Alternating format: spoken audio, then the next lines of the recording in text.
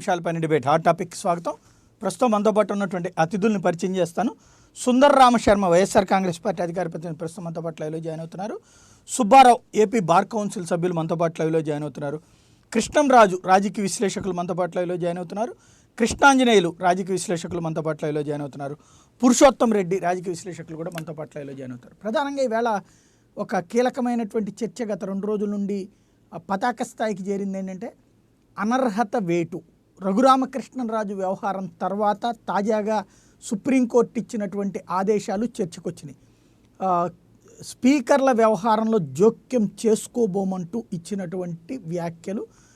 Same time Karnataka court తీర్పుని చూసి మా దగ్గరికి రమ్మంటున్నారు. కర్ణాటక వ్యవహారంలో కోర్టు ఇచ్చినటువంటి తీర్పు. అసలు ఈ మొత్తం వ్యవహారంలో స్పీకర్లు మాత్రమే చర్య తీసుకోవాలా, కోర్టులో జోక్యం ఉంటుందా? కొన్నింటిలో కోర్టులో జోక్యం ఉంది, కొన్నింటిలో స్పీకర్లకి మాత్రమే వదిలేశారు. ఎలా నడుస్తోంది ఈ రెండిటి మధ్యన? కారణం ఏంటి? అక్కడ ఉన్నటువంటి న్యాయమూర్తుల ఆలోచనలకు అనుగుణంగా ఉంటుందా, లేదా చట్టపరమైనటువంటి ప్రొసీజర్స్ ఏమైనా ఉన్నాయా? ఈ అంశానికి సంబంధించినటువంటి చర్చ చూద్దాం. ముందుగా కృష్ణరాజు గారు ఏమంటారు? నమస్తే సాయి గారు, అలాగే ప్యానెల్లో ఉన్న తోటి సభ్యులందరికీ కూడా శుభాకాంక్షలు, శుభోదయం. సార్, ఇది స్పీకర్ల అధికారాలు, అలాగే సుప్రీంకోర్టు లేకపోతే న్యాయస్థానాల తీర్పులు అనేవి ఒక ఎడతగని అంశంగా గత 70 ఏళ్ళుగా మన భారతదేశంలో ఇవి జరుగుతూ ఉన్నాయండి. మరి అంటే ఇక్కడ ఏం జరుగుతుందంటే, చట్టాల్లోని చిన్న చిన్న లొసుగుల్ని చట్టసభల్లో ఉన్నవారు సమర్థవంతంగా వినియోగించుకొని తమ లక్ష్యాలను సాధించుకునే లేదా నెరవేర్చుకునే ప్రయత్నం చేస్తున్నారు. ఫలితంగా ఒక రాజ్యాంగ సంక్షోభం లాంటిది ఏర్పడి కోర్టులకు వెళ్ళినప్పుడు న్యాయస్థానాలు కూడా కొన్ని సందర్భాల్లో ఒకే అంశానికి సంబంధించి వివిధ రకాల అభిప్రాయాలు వ్యక్తం చేయడం కావచ్చు, లేకపోతే తీర్పులు ఇవ్వటం కావచ్చు జరుగుతుందండి. ఇది మీకు ఇప్పుడు స్పీకర్ల అధికారాలకు సంబంధించి ఒక దశలో అసలు స్పీకర్ల అధికారంలో మేము జోక్యం చేసుకోవటం ఏంటి అనేది ఈ రోజున నిన్న సుప్రీంకోర్టు ప్రధాన న్యాయమూర్తులు ఇతరులు చెప్పారు. అదే సమయంలో గతంలో ఇచ్చిన తీర్పులు ఏం చెప్తున్నారంటే, స్పీకర్ల నిర్ణయాలన్నీ కూడా తుది నిర్ణయాలు కాదు, అవి కూడా న్యాయ సమీక్షకు నిలబడాల్సిందే అని చెప్పి చాలా స్పష్టంగా ఉటంకించారు. అంటే ఇక్కడ ఏం జరుగుతుందంటే, దీనికి వారు సుప్రీంకోర్టు వారు ఇచ్చిన ఇంకో చిన్న ఇదేంటంటే, ఇప్పుడు తాజాగా వచ్చిన ఈ వ్యవహారంలో మీ స్పీకర్ల వ్యవహారంలో మీరు చెప్తున్నారు ఇది యాంటీ డిఫెక్షన్ లకు సంబంధించి. అయితే ఒక్కసారి స్పీకర్ గా నిర్ణయం తీసుకున్న తర్వాత ఆ తీర్పులు మళ్ళీ న్యాయ సమీక్షకు నిలబడాలని చెప్పి చెప్తున్నారండి. ఇవన్నీ కూడా ఏంటంటే కొంత క్లారిటీ లేకపోవటం. అంటే సుప్రీంకోర్టు వారు కూడా ఈ అంశాలకు సంబంధించి చాలా స్పష్టమైన వైఖరిని తీసుకొని దానిని పార్లమెంటుకు చెప్పడం, దానికి సంబంధించి అవసరం వస్తే చట్టాన్ని సవరించమని చెప్పి ఒక సలహా ఇవ్వడం లాంటిది చెయ్యకపోతే ఈ ప్రహాసనం అనేది నిరంతరం కొనసాగుతూనే ఉంటుందండి మీకు. అది దీనికి సంబంధించి మీకు ప్రధానంగా మనం చెప్పాలంటే, మన లోక్సభ స్పీకర్ గా పనిచేసిన ఆయన మన సిపిఎం ఆయన సిపిఎం లోక్సభ స్పీకర్ ఆయన చటర్జీ గారు, ఆయన అయితే ఆయన చాలా సోమనాథ్ చటర్జీ గారు ఆయన చెప్పారంటే, అవునవును సార్, ఆయన కూడా ఏంటంటే ఈ యాంటీ డిఫెక్షన్ లాలో స్పీకర్లు అనుసరిస్తున్న వైఖరి పట్ల ఆయన తీవ్రమైన ఆవేదన వ్యక్తం చేయటమే కాకుండా ఆయన ఏం చెప్పారంటే, ఈ అనర్హతకు సంబంధించి స్పీకర్ నిర్ణయాలు కుదించి దానిని ఏదో మనం ఎన్నికల సంఘం అధికారులకు, గవర్నర్లకు అప్పచెప్పాలని చెప్పి ఆయన ఒక రికమెండేషన్ కూడా చేశారండి. అంటే ఇది ఎప్పటి నుంచో వస్తున్న సమస్య. మీకు ఇంకోటి చెప్తాను సార్, చిన్న అంశం ఉంది. మీకు వాళ్ళు చెప్పిందంటే, రాజ్యాంగంలో 10వ షెడ్యూల్ 6/1 పారాగ్రాఫ్ లో స్పీకర్కి ఇచ్చిన అధికారాలు పరిమితమైనవే, వాటిని న్యాయస్థానంలో సవాల్ చేయవచ్చని Kihoto Hollohan versus Zachillhu and others 1993 SC 412 కేసులో రాజ్యాంగ ధర్మాసనం స్పష్టం చేసిందండి. ఇప్పుడేమంటున్నారంటే మేము జోక్యం చేసుకోమని చెప్పి తాజాగా చెప్తున్నారు. అయితే ఇక్కడ మనకి మీరు ఇందాక రఘురామరాజు గారి కేసు సంబంధించి మీరు ప్రస్తావించారండి. ఇది పార్టీ వ్యతిరేక కార్యకలాపాలకు వస్తుందా లేదా అనేది కూడా ఒక చర్చనీయాంశమే. మీకు శరద్ యాదవ్ గారు వేరే పార్టీకి చెందిన ఒక కార్యక్రమంలో పాల్గొన్నందుకు ఆయనని, మరో రాజ్యసభ సభ్యుల్ని, రాజ్యసభ చైర్మన్ గారు వెంకయ్యనాయుడు గారు వారిని వేరే పార్టీది కూడా కాదండి, ఓ సంయుక్త మంచ్ అది. ఒక సమావేశానికి వెళ్ళినందుకు చేశారని చెప్పి అంటారు. ఇక్కడ మీకు సుప్రీంకోర్టుకు సంబంధించి 2 కేసులు మీకు ఉదాహరిస్తానండి. ఇది 2007 అనండి. అది రాజేంద్ర సింగ్ రాణా వర్సెస్ స్వామి ప్రసాద్ మౌర్య. దీంట్లో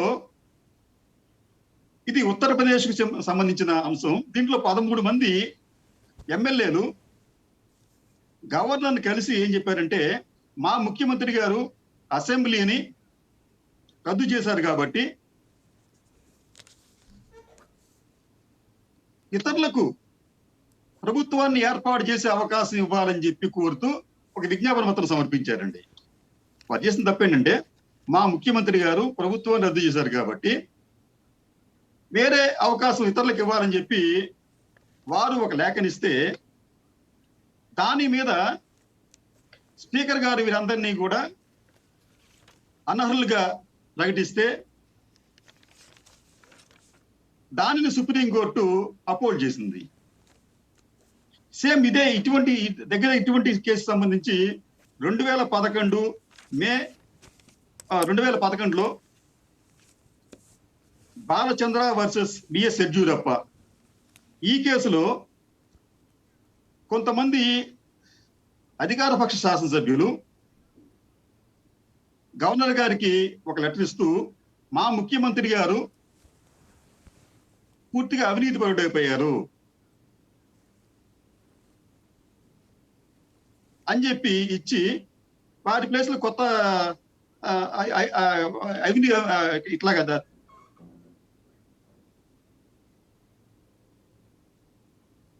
కాబట్టి ఆయనకి మేము సపోర్టు విత్డ్రా చేసుకున్నాం అని చెప్పి చెప్తే, దీనికి సంబంధించి స్పీకర్ వారిని డిస్క్వాలిఫై చేశారండి. దీని మీద సుప్రీంకోర్టు ఇచ్చిన రూలింగ్ ఏంటంటే, ఆ డిస్క్వాలిఫికేషన్ చెల్లదు. ఎందుకంటే వారు పార్టీ వ్యతిరేక కార్యకలాపాలకు పాల్పడలేదు.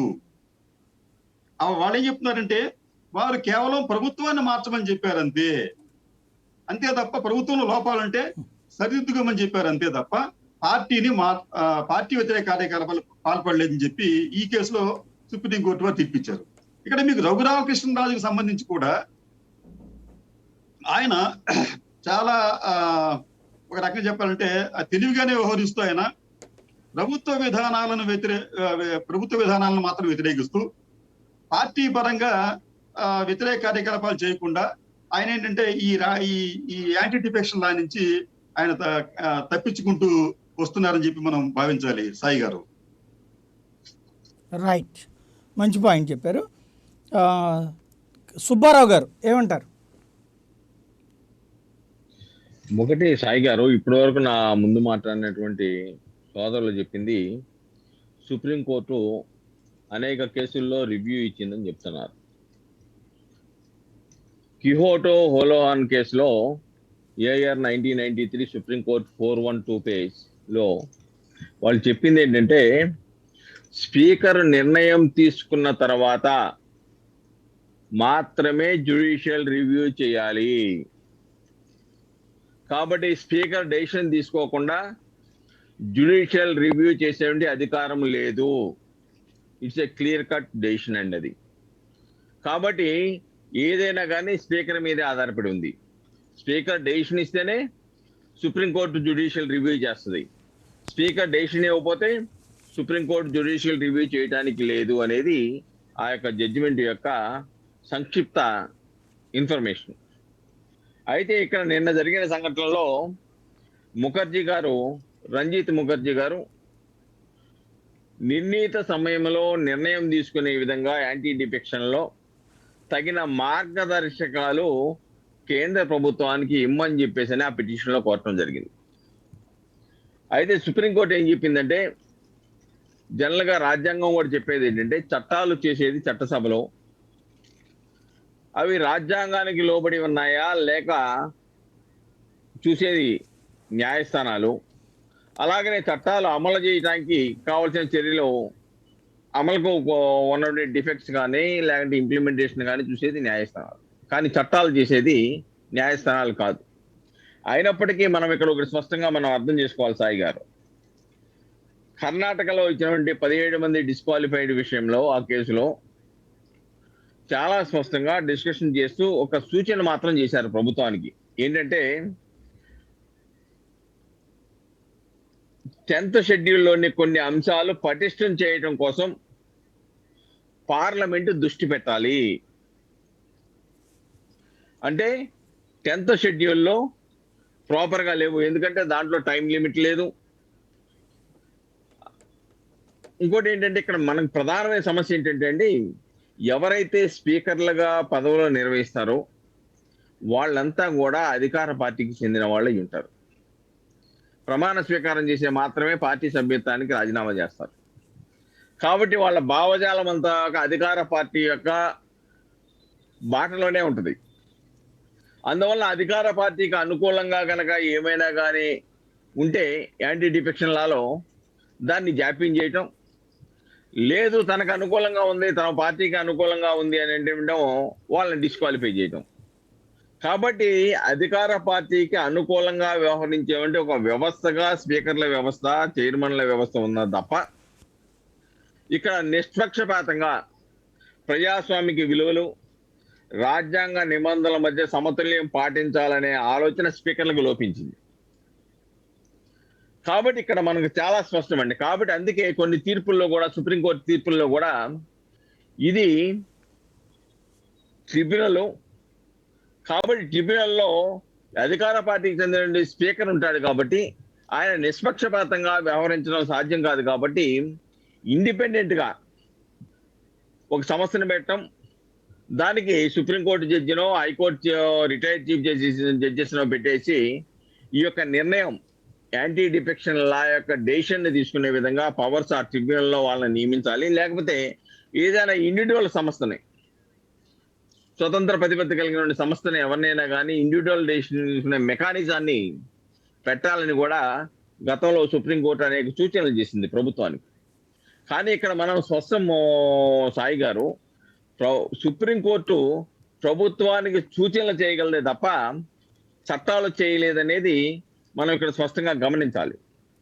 అంతేకాకుండా అలానే ఇంకోటి కూడా ఉంది.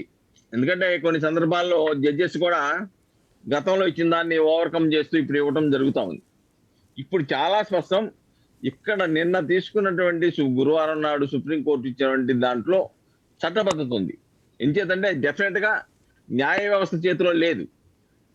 ఇది చట్టాలు మార్పు చేయాలన్నా, యాంటీ డిఫెక్షన్ రూల్స్ 1985ని ఎమెండ్ చేయాలన్నా కూడా అది చట్టసభల్లో ఉన్నటువంటి హక్కు మాత్రమే. కాబట్టి చట్టాలు చేసే అధికారం చట్టసభలకు ఉంది. కాబట్టి చట్టసభలో అది ఎమెండ్ చేయాలి అని చెప్పేసి సూచనలు మాత్రం చేయగలిగారు. అందుకే అతన్ని మీరు కర్ణాటక సంబంధించిన దాంట్లో ప్రభుత్వానికి సూచనలు చేశాము, అది ఒకసారి చదవండి అని చెప్పేసి 2 వారాలకు వాయిదా వేయడం జరిగింది. ఇక్కడ చాలా స్పష్టమండి. ఎందుకంటే చాలా విషయాల్లో ఈ యాంటీ డిఫెక్షన్ లా ప్రాపర్ గా అమలు జరగటం లేదనేది జగమెరిగిన సత్యం. ఎంచేతంటే సంవత్సరాల తరబడి జాప్యం చేయటం, తద్వారా జాప్యం ద్వారా తనకు అనుకూలంగా, ప్రభుత్వానికి అనుకూలంగా ఉన్న వాళ్ళని కాపాడుకోవటం. ఇంకోటి అంటే యాంటీ డిఫెక్షన్ వేరే పార్టీలో గెలిచి ఈ పార్టీలోకి వచ్చిన తర్వాత ఇక్కడ మంత్రులుగా కొనసాగిన సంఘటనలు మనం చూస్తా ఉన్నాం. అలానే మంత్రులుగా కొనసాగిన సంఘటనల్లో ఎంతకాలం ఉన్నప్పుడు యాంటీ డిఫెక్షన్ లా ప్రకారం వాళ్ళని డిస్క్వాలిఫై చేసి చేయలేని పరిస్థితుల్లో స్పీకర్లు ఉన్న సంఘటనలు మనం చూస్తా ఉన్నాం.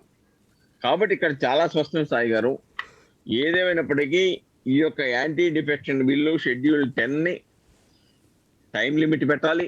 దాంట్లో సవరించడమే కాకుండా దానికి స్పీకర్ కాకుండా అధికారాలు, అది క్వాజీ జ్యుడిషియల్ కాబట్టి ఒక ట్రిబ్యునల్ పెట్టేసి రిటైర్డ్ సుప్రీంకోర్టు జడ్జిస్ని, లేకుంటే రిటైర్డ్ చీఫ్ జస్టిస్ని, లేకపోతే ఇండివిజువల్ మెకానిజం ఉన్నటువంటి ఒక సంస్థకి ఇచ్చేసి ఈ మీద నిష్పక్షపాతంగా దీని మీద చర్యలు తీసుకునే విధంగా ఈ యొక్క చట్టంలో సవరణ తీసుకురాకపోతే ఏ లక్ష్యం కోసమైతే షెడ్యూల్ 10 అమెండ్ చేసి యాంటీ డిఫెక్షన్ లాగా పెట్టామో ఆ యొక్క లక్ష్యం నెరవేరదనేది నిర్ద్వందంగా చెప్పొచ్చు సాయి గారు. కాబట్టి ఇక్కడ Right. చాలా మంచి point స్పష్టంగా అండి. ఇది ప్రాపర్ గా Right. ఇంప్లిమెంట్ అవటం లేదు అనేది మనం మళ్ళీ చెప్పుకోవచ్చు. మీ దగ్గరకు వస్తాం. కాబట్టి దీంట్లో తప్పనిసరిగా దీన్ని Right. అమెండ్ చేయవలసిన అవసరం ఉంది. అలానే స్పీకర్ కాకుండా అధికారాలు వేరే వాళ్ళకి ఇస్తే ఇంకా సత్వరం న్యాయం జరగడానికి, నిష్పక్షపాతంగా జరగడానికి అవకాశాలు ఏర్పడతాయి సాయి గారు. రైట్, మంచి పాయింట్ అండి. సుందరరామ్ శర్మ గారు ఏమంటారు?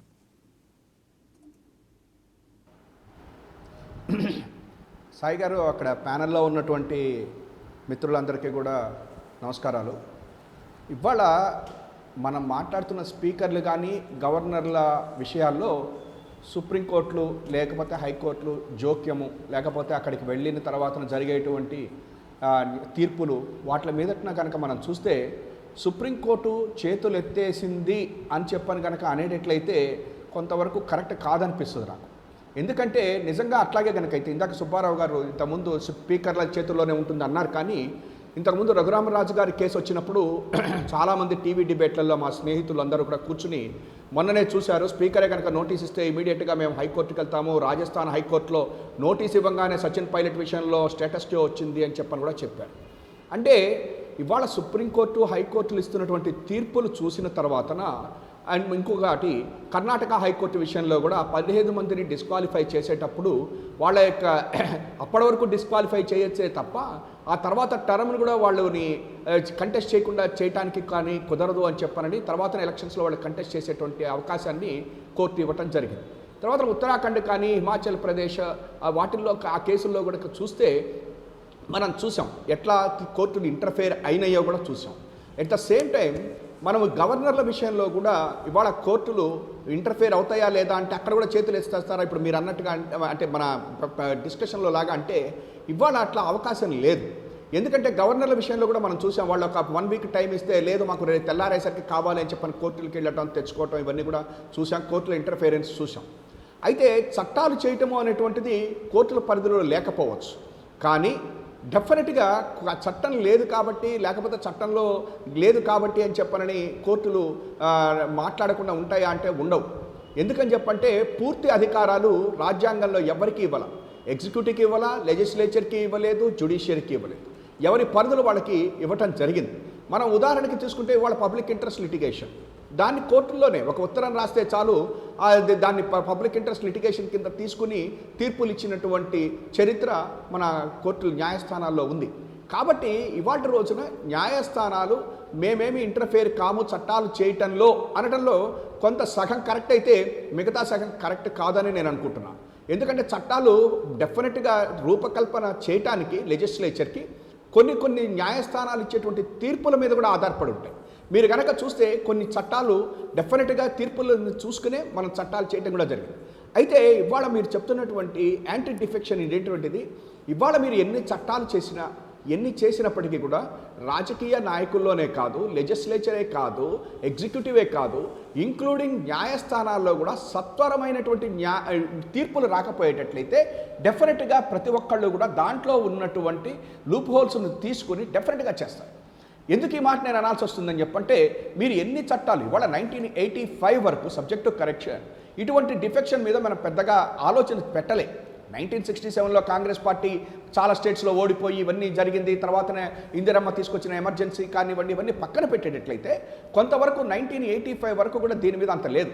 ఆ తర్వాత ఈ భజన్లాల్ విషయంలోనూ వాటిలో హయారాం గయారాంలు వచ్చిన తర్వాత ప్రభుత్వాలనే మార్చేసుకునేటువంటి పరిస్థితి, ఆ తర్వాతన అసలు పక్కన అపోజిషన్లో ఉన్నటువంటి వాళ్ళని ప్రభుత్వంలోకి తీసుకుని వాళ్ళని మంత్రులు కూడా చేసేసినటువంటి చరిత్ర, ఇవన్నీ చూసిన తర్వాతన మీరు ఎన్ని చట్టాలు తెచ్చినప్పటికీ చిత్తశుద్ధి అనేటువంటిది రాజకీయ పార్టీలు, రాజకీయ నాయకులు, అట్లాగే తీర్పులు కూడా సత్వరంగా రావాల్సి ఉంది.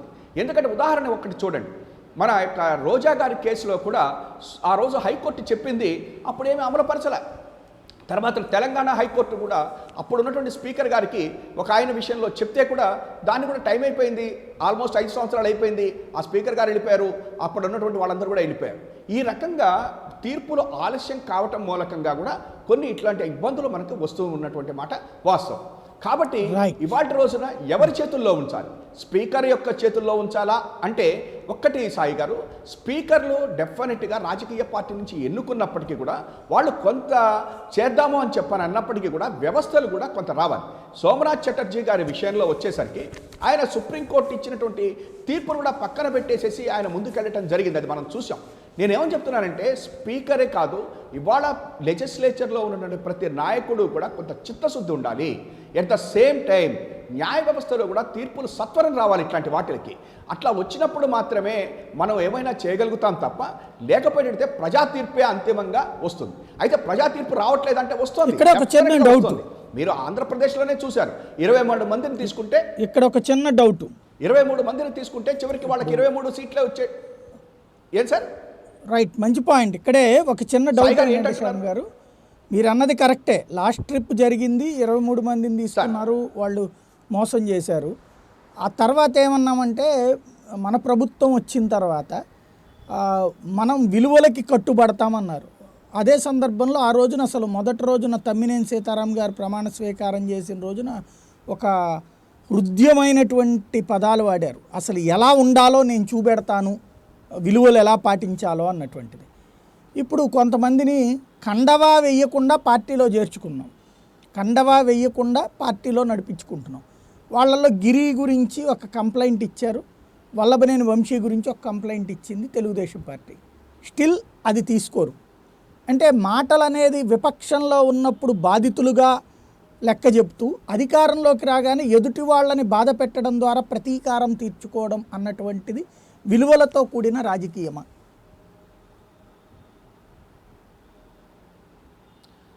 సాయి గారు, మీరు మాట్లాడినటువంటి దాంట్లో, చెప్పినటువంటి దాంట్లో ప్రతిపక్షంలో ఉన్నప్పుడు ఒక మాట, అధికారంలోకి వచ్చాక వాటిని ఆచరించటం లేదు అనేటువంటిదే స్పష్టంగా మీరు చెప్తున్నారు. ఇక్కడ మీరు స్పెసిఫిక్గా ఒక కేసు తీసుకున్నారు కాబట్టి నేనేమని చెప్తున్నానంటే సాయి గారు, 23 మందిని తీసుకున్నప్పుడు 2/3 ఉన్నటువంటి, ఎందుకంటే ఈ మాట నేను అనాల్సి ఉంటుంది, తెలంగాణలో అట్లీస్ట్ 2/3 వాళ్ళందరూ కూడా లెజిస్లేచర్ పార్టీ ఏదైతే ఉందో వాళ్ళందరూ కూడా పార్టీలో మన టీఆర్ఎస్లోకి మెర్జ్ చేశారు.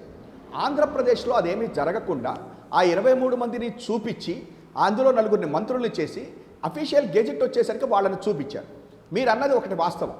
ఆ రోజున కూడా ఇది జరిగినప్పుడు కూడా జగన్మోహన్ రెడ్డి గారు ఈ యొక్క యాంటీ డిఫెక్షన్ లా ఇట్లా జరిగింది అని కోర్టుల చుట్టూటా తిరగకుండా ప్రజల చుట్టూటానే తిరుగుతూ ఇది ప్రజాస్వామ్యబద్ధంగా జరిగిందా లేదా, ఇది రాజ్యాంగబద్ధమా కాదా అని చెప్పిన ప్రజల్లోకి వెళ్ళటం మూలకంగా ఆయనకి ఆ రకమైనటువంటి మెజారిటీ ప్రజలు ఇచ్చారు.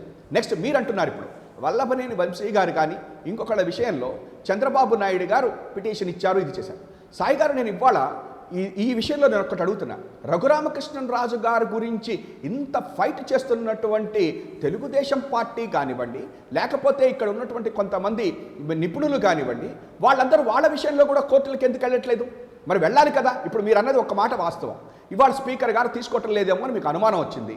మా స్పీకర్ గారు తీసుకోకపోతే రోజా గారి విషయంలో ఆమె కోర్టుకు వెళ్ళింది. ఇవాళ రోజున సచిన్ పైలట్ విషయంలో సచిన్ పైలట్ గారు కోర్టుకు వెళ్ళాడు. మరి చంద్రబాబు నాయుడు గారు కోర్టుకు ఎందుకు వెళ్ళాడు? వెళ్ళమనండి. నేను దీంట్లో మాత్రం ఎక్కడ నేను ఇది చేయటం లేదు sir. Let him go to court. వెళ్ళి ఇదిగో వీళ్ళందరూ ఇట్లున్నారు అని చెప్పమనండి. ఇంకా ఎంతమంది వెళ్తారో చూడమనండి. ఇక్కడ ఒక చిన్న ప్రాబ్లం ఉందండి ఆయనకి. ఒకవేళ డిస్క్వాలిఫై అయితే తన ఎన్నికల్లో మళ్ళీ నేను అన్నది ఇక్కడ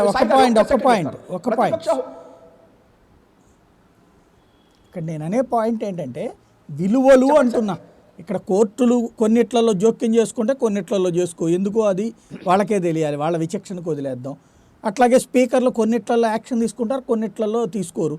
అందులో పక్కా రాజకీయం, అదేది ప్రేమతో కాదు లేదా చట్టాలు వ్యవహారం కూడా కాదు.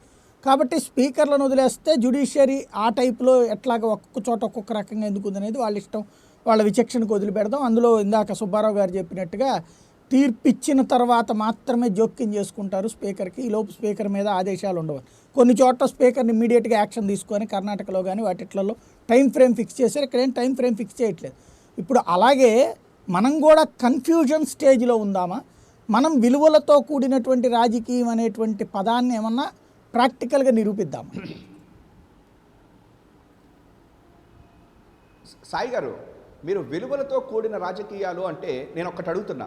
ఒక ఆటలో నేను ఒక్కడనే రూల్స్ పాటించి ఎదుటివాడు రూల్స్ పాటించకపోయినా నేను ఇంకా అట్లాగే ఆడతాను అని చెప్పనేటువంటి పరిస్థితిని ఏ మాటకు ఆ మాట జగన్మోహన్ రెడ్డి గారు తను ప్రతిపక్షంగా ఉన్నప్పుడు చేశాడు కాదు. ఇవాళ అధికారంలోకి వచ్చినా కూడా ఆయన చేయలేకపోతున్నాడేమో అని పర్సనల్గా నేను భావిస్తున్నా. ఈ రోజు కూడా మీరు ఇందాక అన్నారు కాబట్టి చెప్తున్నా, విలువలతో కూడినటువంటి రాజకీయాలు ఒక పక్కన కాదు సార్, రెండు పక్కలా కూడా కావాలి. ఎందుకు ఆ మాట నేను అంటున్నానంటే ఇవాటి రోజు ఆ మాట అడిగారు కాబట్టి చెప్తున్నా. ఆ రోజున ఒక్క నిమిషం సార్ సాయి గారు, అవిశ్వాస తీర్మానం పెట్టింది ఆ రోజున ఉన్నటువంటి వైఎస్ఆర్సీపీ కిరణ్ కుమార్ రెడ్డి గారి ప్రభుత్వం మీద. పెడితే చంద్రబాబు నాయుడు గారు బాయ్కాట్ ఇది చేసి మొత్తం బయటకు వచ్చేసేసి కిరణ్ కుమార్ రెడ్డి గారి గవర్నమెంట్ని రక్షించాడు. అయినప్పటికీ కూడా మీరు చూడండి, నేనేమంటున్నానంటే ఎదుటి వ్యక్తి, అందుకనే అన్నారు మన వాళ్ళు అశ్వత్థామాతః కుంజరహ అని, యుద్ధ భూమిలోకి వెళ్ళిన తర్వాతన రోజు అంటే మీరు ఇప్పుడు ఇక్కడ స్పీకర్లది దీనికి పక్కకు వచ్చి మాట్లాడుతున్నాను సార్. ఎందుకంటే రాజకీయం వేరు, మీరు అవతలవాడు చట్టాన్ని అనుసరిస్తుంటే నేను తప్పనిసరిగా చట్ట ప్రకారమే పోవాలి. కానీ అవతలవాడు ఎంతసేపటికి నాకొక్కడికే చట్టం వర్తిస్తుంది, తనకు వర్తించదు, నాకొక్కడికే విలువలు వర్తిస్తాయి, నాకు వర్తించదు అని అవతల వ్యక్తి అంటున్నప్పుడు నేనేం చేయాలి అని చెప్పంటే మహాభారతమే చెప్పింది, అశ్వత్థామాతః కుంజరహ, తప్పదురా నాయన అని చెప్పండి. కానీ అది జగన్మోహన్ రెడ్డి గారు చేయలేదు అని చాలాసార్లు టీవీ ఛానల్స్లో చెప్పేవాడిని, ఇప్పుడు కూడా చెప్తున్నాను. ఇవాళ మీరు అన్నట్టుగా ఆ 23 మందో ఎంతమందో గెలిస్తే దాంట్లో ఒక 10 మంది రెడీగా ఉన్నారనుకుని కనుక ఆయన కనుక వాళ్ళని పక్కకు తీస్తే, లేదు వాళ్ళ చేత రాజీనామాలు చేయించి తేలితే చంద్రబాబు నాయుడుకి ప్రతిపక్ష హోదా పోతుందని మా బోటి వాళ్ళని భావిస్తున్నాం. అసలు ఈ ప్రాబ్లమే ఉండదు, రాష్ట్రంలో ఈ రకమైనటువంటి ఇది ఉండదు అని కూడా మేము భావిస్తున్నాం. ఇక్కడ నేను ఒకటి చెప్తున్నాను సాయి, మీరు చెప్పినటువంటి విలువలు చట్టాలు అనేది అందరికీ వర్తించాలి. ఏంటి సార్? రైట్, ఇక్కడ అంతే. అది కాదు, ప్రతిపక్ష హోదా పోతే ఏమన్నా అవుతుందే ఏంటి? ఆయనకుండే కవరేజ్, ఆయన స్పీచ్ ఆయన ఇష్యూ ఏం కాదండి. బట్ బేసిక్గా ఏంటంటే మనం విలువలు వదిలేసాం. ఇదివరకు చెప్పిన విలువలు పవర్లోకి వచ్చినప్పుడు మన చేతిలో పవర్ ఉంది. ఇప్పుడు పవర్లో లేనప్పుడు మాట్లాడటం వేరు, పవర్లోకి వచ్చినప్పుడు విలువలు పాటించి నేను విలువలు పాటించా పవర్లోకి వచ్చినా కూడా, పవర్లో లేనప్పుడు విలువలు పాటించాను పవర్లోకి వచ్చాక అని చెప్పాలి. ఇప్పుడు శిల్పాచంద్ర చక్రపాణి రెడ్డికి ఎమ్మెల్సీ టికెట్ ఇచ్చేటటువంటి సందర్భంలో, ఎమ్మెల్యే టికెట్ ఇచ్చే సందర్భంలో వాళ్ళ సోదరుడితో కూడా రాజీనామా చేయించి విలువలు పాటించినప్పుడు ఇక్కడికి వచ్చేటప్పటికి ఆ విలువలకి వలువలు ఎందుకు ఊడిపోతాయి? అధికారంలో ఉన్నప్పుడు ఇంకొంచెం స్ట్రాంగ్గా చూపించాలి కదా. సాయి గారు, ఇప్పుడు వాళ్ళ విషయంలో మాకు ఎటువంటి అభ్యంతరం లేదు. చంద్రబాబు నాయుడు గారు గట్టిగా పోరాటం చేసి వాళ్ళని డిస్క్వాలిఫై చేయించుకోవడానికి కోర్టులో పోరాడితే కానీ స్పందించడం లేదు. మీరు అన్నట్టుగా ఏ యొక్క వాళ్ళ మీద కూడా ఒక్క నిమిషం సాయి గారు వాళ్ళకి కండువాలేసి చంద్రబాబు నాయుడు గారి లాగా దగ్గరుండి ఒక ముఖ్యమంత్రిగా కండువాలేసి ఎవరిని ఆహ్వానించలేదు. ఇంకా దాన్ని కూడా కొంతవరకు మీరు అన్నటువంటి దాన్ని అది కూడా సరి చేసుకోవచ్చు కదా అని చెప్పనంటే నేను మాత్రం ఒక్కటే చెప్తున్నాను సార్, ఇవాళ ఈ రాష్ట్రంలో ఉన్న రాజకీయాలను చూసిన తర్వాత జగన్మోహన్ రెడ్డి గారు ఇంకా విలువలు అని పట్టుకుని ఇవాళ రాష్ట్రంలో చంద్రబాబు నాయుడు గారు రోజు ఒక్కొక్క పాలసీ తీసుకుంటే ఆ పాలసీకి ఏ రకమైనటువంటి వ్యవస్థల దగ్గరికి వెళ్ళి ఇబ్బందులు పెడుతున్నాడో చూస్తూ కూడా ఇంకా సహకరిస్తూ సమయం తీసుకుంటూ సహనం పాటిస్తూ ఇంకా విలువలు అని చెప్పనంటుంటే మనం మళ్ళా ఏదో ఒక వల్లభనేని వంశీదో ఏదో కండువా వేసిందే ఈయన ఒక్కడే విలువలు పాటించాలి, ఈయన ఒక్కడే దీన్ని ఫాలో అవ్వాలి అనేటువంటిది మీ యొక్క దానికి నేను డెఫినెట్గా అంగీకరిస్తాను. కానీ యాజ్ ఎ పొలిటికల్గా మాత్రము ఇట్ ఈస్ నాట్ కరెక్ట్. ఎందుకంటే గేమ్ అనేటువంటిది ప్రతి వారికి ఒకటే న్యాయం ఉండాలి, ఒకటే రూల్స్ ఉండాలి, నేను ఆడినా వాడాడినా ఒకటే ఉండాలి. కానీ ఈ రాష్ట్రంలో అది జరగట్లేదు. కాబట్టి మీరు చెప్పినట్టు చంద్రబాబు నాయుడు గారిని నేను ఒకటే రిక్వెస్ట్ చేస్తున్నా, ఇంత బ్రహ్మాండంగా ఉన్నటువంటి నువ్వు వ్యక్తివి, విలువలు ప్రజాస్వామ్యం మాట్లాడేటువంటి నువ్వు, నిన్ను ఎవరైతే ఎదిరించారో, నువ్వు ఎవరైతే నిన్ను తిట్టారో నీ ఎంప్లాయీలు వాళ్ళందరినీ డిస్క్వాలిఫై చేయమని చెప్పని నువ్వు స్పీకర్ దగ్గరికి ఎందుకు కోర్టు కూడా వెళ్ళిన తర్వాత మేమేమన్నా అడ్డం పడతామో, రఘురామకృష్ణరాజు గారిలో ఛానల్స్లో పెట్టుకుని ఆయన రక్షించుకోవడానికి చేస్తామో లేదో చూడు. అప్పుడు చేసినప్పుడు మాత్రం నేను మాట్లాడతాను. ఎందుకంటే అటువంటి పని జగన్ గారు ఆ విలువలు ఉన్నాయి మాకు. ఇవాళ రాజకీయంగా ఇంకా చాలా సంయమనం పాటిస్తున్నారు సార్. ఇంకా ఈ స్పీకర్లు వీటిల్లో ఇవాళ ఉన్నటువంటి ప్రభుత్వం స్పీకర్ల విషయంలో చాలా సంయమనం పాటిస్తోంది సార్. మీరు కోటేరు శివప్రసాద్ గారు అనకూడదు, ఆయన వెళ్ళిపోయారు. దానికి ఆ రోజున ప్రభుత్వం కవరింగ్ చాలా బాగుంది, అందంగా ఉంది, గోయింగ్ వెరీ ఫార్ బెటర్. అందమైన కవరింగ్ బాగుంది. రైట్ పురుషోత్తం రెడ్డి గారు చెప్పండి. ఏమంటారు ఇక్కడ తప్పు ఎక్కడ జరుగుతోంది? వ్యవస్థ దగ్గర జరుగుతోందా, లేకపోతే న్యాయ వ్యవస్థకి నిజంగా జోక్యం చేసుకునే అధికారం ఉందా లేదా? స్పీకర్లకి తప్పు చేస్తే న్యాయ వ్యవస్థ జోక్యం చేసుకోవాలా అక్కర్లేదా? లేదా న్యాయ వ్యవస్థే ఒక చోట ఒక రకంగా ఇంకో చోట ఇంకో రకంగా ఎలా ఉంటుంది ఇక్కడ ఇష్యూస్లో? సార్, పార్లమెంటులో చట్టం చేయాలి, మేము ఈ దశలో జోక్యం చేసుకోలేమని మన సుప్రీంకోర్టు అనర్హత పిటిషన్ సంబంధించిన విషయంలో తమ అభిప్రాయం చెప్పింది. ఈ సందర్భంగా మనం చర్చిస్తున్నాము. మనకు మౌలికంగా నాకు అర్థమైనంత మేరకు భారతదేశంలో ఏదైతే 4 స్తంభాలు అనుకుంటున్నామో ఇవి ఇండిపెండెంట్ గా ఉన్నాయని మనం అనుకుంటున్నాం. ఇండిపెండెంట్ గా లేవన్నది నిజం. ఇండిపెండెంట్ గా అంటే అర్థం చట్టానికి లోపల పనిచేయడం అని. అట్లా ఇండిపెండెంట్ గా ఉందంటే మా బుద్ధి నిర్ణయాలు చేసుకుంటామని కాదు కదా. ఈరోజు రాష్ట్రంలో కానీ దేశంలో కానీ భారత రాజ్యాంగం పరిశీలిస్తే విపరీతమైన అధికారాలు, జవాబుతరం లేనటువంటి వ్యవహారాలు, ఈ 2 కారణాల ఈరోజు వ్యవస్థల మీద ఇట్లాంటి అపనమ్మకాలు, అనర్థాలు, దేశ ప్రజాస్వామ్యానికి హాని కలిగించే పద్ధతులు వస్తున్నాయి. ఇప్పుడు ఉదాహరణకు రాజ్యసభలో వెంకయ్య నాయుడు గారు ఉపాధ్యక్షుల హోదాలో 2 నిర్ణయాలు తీసుకున్నారు. మనం ఎప్పుడు శరద్ యాదవ్ గారి గురించే మాట్లాడతాం. ఓకే, ఆయన మంచి సాంప్రదాయం సృష్టించారు. అదే వెంకయ్య నాయుడు గారు రాజ్యసభలో ఒక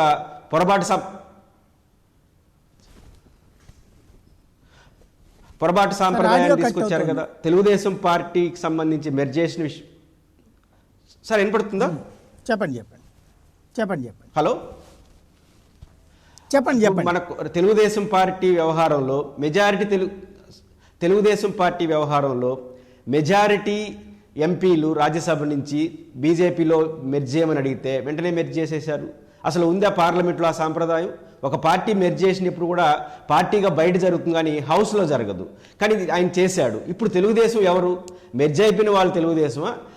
మెర్జ్ కానటువంటి కనకమేడల గారు తెలుగుదేశమా?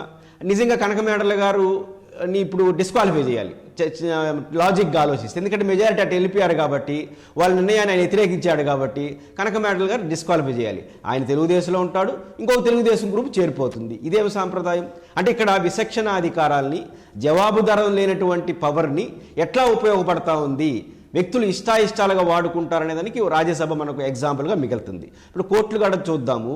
ఈరోజు సుప్రీంకోర్టుగా వ్యాఖ్యానించారు, బాగుంది, మాకు చట్టం పరిధిలో అవకాశం లేదంటున్నారు. గవర్నర్ విషయంలో జోక్యం చేసుకునే అధికారం కోర్టులకు ఉందా? గవర్నరు మీరు చూశారు, కర్ణాటక, రాజస్థాను, మహారాష్ట్రలో అసెంబ్లీ ఎన్నికలు జరిగినప్పుడు మెజారిటీ ఎవరికి రానప్పుడు తీర్పులు కోర్టులు ఎందుకు ఇచ్చినాయి? గవర్నరు 40 రోజుల పాటు సమయం ఇస్తాడు, ఆయన ఇష్టము, 10 రోజులు ఇస్తాడు, ఆయన ఇష్టము, కాదు నో 24 గంటల్లో విశ్వాస తీర్మానం పొందాల్సిందే అని ఎట్లా జోక్యం చేసుకున్నాయి కోర్టులకు ఆ పరిధి ఉందా? కాబట్టి ఎక్కడ ఒకదానికి పొంతన ఉండదు. లేదా కోర్టులు స్వతంత్రంగా వ్యవహరిస్తున్నాయని భావించినప్పుడు ఆంధ్రప్రదేశ్ ఇచ్చిన కోర్టుకి, మహారాష్ట్ర ఇచ్చిన కోర్టుకి, ఢిల్లీ ఇచ్చిన కోర్టుకి వ్యత్యాసాలు ఉండవచ్చా? అది కూడా విచక్షణగానే భావిద్దామా? చట్టం లోబడి ఇచ్చే తీర్పులు, ఒకే విషయంలో ఇచ్చిన తీర్పును మనకు కనపడు.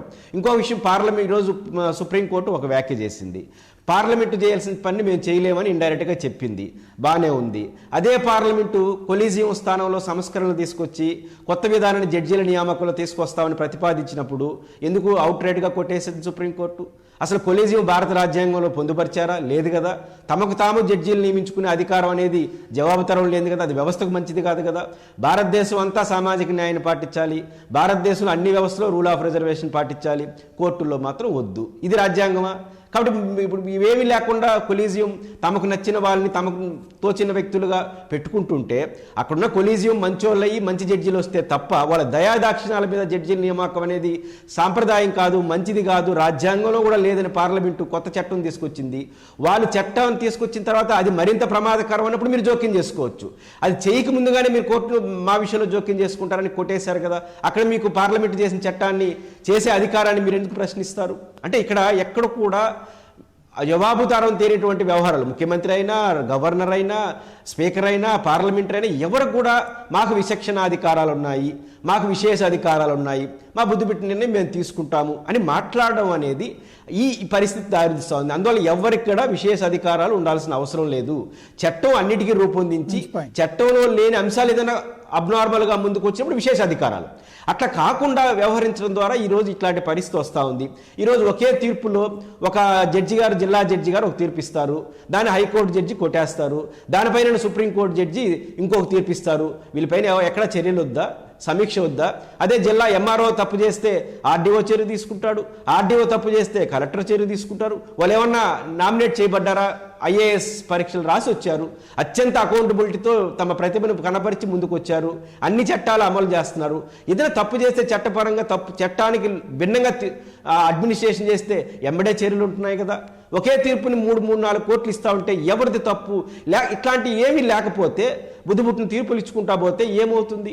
కాబట్టి ఈరోజు అపరిమితమైన అధికారాలు ఉండడం, విశేషమైన అధికారాల పేరుతో జవాబుదారీతనం ప్రధానం అంటున్నాను. అందరికీ జవాబుదారం కోరి మేము 5-6 విభాగాలు, గవర్నరు, ముఖ్యమంత్రి, ప్రధానమంత్రి, కోర్టులు, వ్యవస్థలు, మనాటి మీడియా, మాకేమీ లేవు, ఎవరిని ప్రశ్నించకూడదంటే అట్లాంటి వాళ్ళ ఇట్లా సమస్య వస్తూ ఉందని నేను ఉంటున్నాను. ఇప్పుడు కాంటెంపరీ పాలిటిక్స్ వస్తే మీరు వైసీపీ ప్రతినిధి గారు ఒకటి చెప్పారు, అదే వాళ్ళ బలం, అదే వాళ్ళ బలహీనత. ఎందుకు ఈ మాట అంటున్నానంటే అదే బలం బలహీనతనంటే ఇప్పుడు సుందరరామ్ శర్మ గారు చెప్పిన అన్ని కరెక్టే. అప్పుడు మీరు ప్రజలకు విజ్ఞప్తి చేయకూడదు. మీరు కూడా న్యాయ పోరాటం, సుప్రీంకోర్టు పోరాటం, పార్లమెంట్ పోరాటం చేసుకోండి. ప్రజల ముందుకు రాకూడదు. ప్రజల ముందుకు రావాలంటే అన్నిట్లో పర్ఫెక్ట్గా ఉండాలి. ప్రజల ముందుకు రాకుండా మీరు కూడా చంద్రబాబు నాయుడు గారు లాగా సుప్రీంకోర్టుకి వెళ్ళండి. మీరు సలహా ఇచ్చారు కదా, మీకు కూడా అదే సలహా ఇస్తుంది. సాయి గారు అది వేయాలి, మేము కూడా వేయాలి, సుబ్బారావు గారు అది వేయాలి. మీరు కూడా సుప్రీంకోర్టుకి వెళ్ళుకోండి, పార్లమెంట్కి వెళ్ళుకోండి అని చెప్పాలి. కాబట్టి ఇది సరైనది కాదు. రెండో డిస్క్వాలిఫికేషన్కి సంబంధించి కూడా సాయి గారు ఎంత దారుణంగా ఉందంటే, విప్పు ధిక్కరిస్తే మాత్రమే డిస్క్వాలిఫికేషన్ అంట. ఆ చట్టం ఎవరు రూపొందించారో నాకు తెలియదు.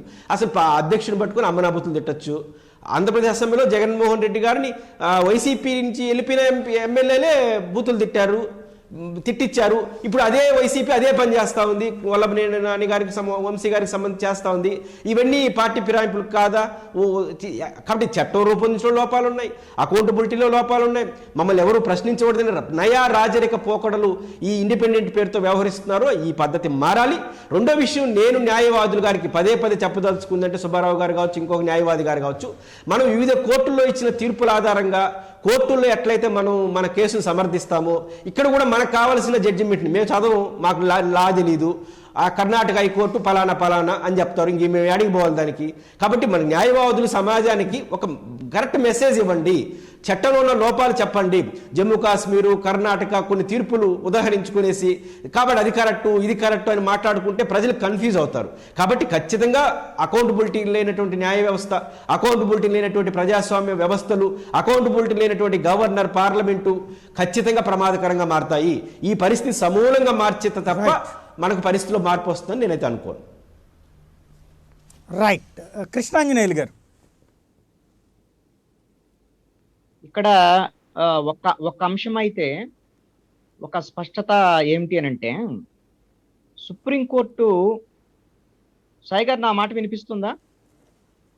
వినబడుతోంది, చెప్పండి స్పష్టంగా. ఇప్పుడు సుప్రీంకోర్టు స్పీకర్లకు సంబంధించినటువంటి ఏదైనా ఈ విషయాల్లో మేము నిర్ణయం తీసుకోబోము అనేటువంటి చెప్పినటువంటి మాట గతంలో ఇచ్చినటువంటి తీర్పులకి ఏ విధంగా భిన్నమైనటువంటిది కాదు అనేటువంటి అంశాన్ని నేను ఒక స్పష్టం చేయదలుచుకున్నాను. దానికి కారణం ఏమిటి అని అంటే, సుప్రీంకోర్టు గతంలో ఏదైతే తీర్పులు ఇచ్చిందో లేకపోతే నిర్ణయాలు ప్రకటించిందో, కర్ణాటక కానివ్వండి లేకపోతే రాజస్థాన్ విషయంలో కానివ్వండి, అన్ని కేసుల్లో కూడా స్పీకర్ నిర్ణయం తీసుకున్న తర్వాత న్యాయ సమీక్ష చేసింది. ఇప్పుడు కూడా అదే అంశాన్ని సుప్రీంకోర్టు చెప్పింది.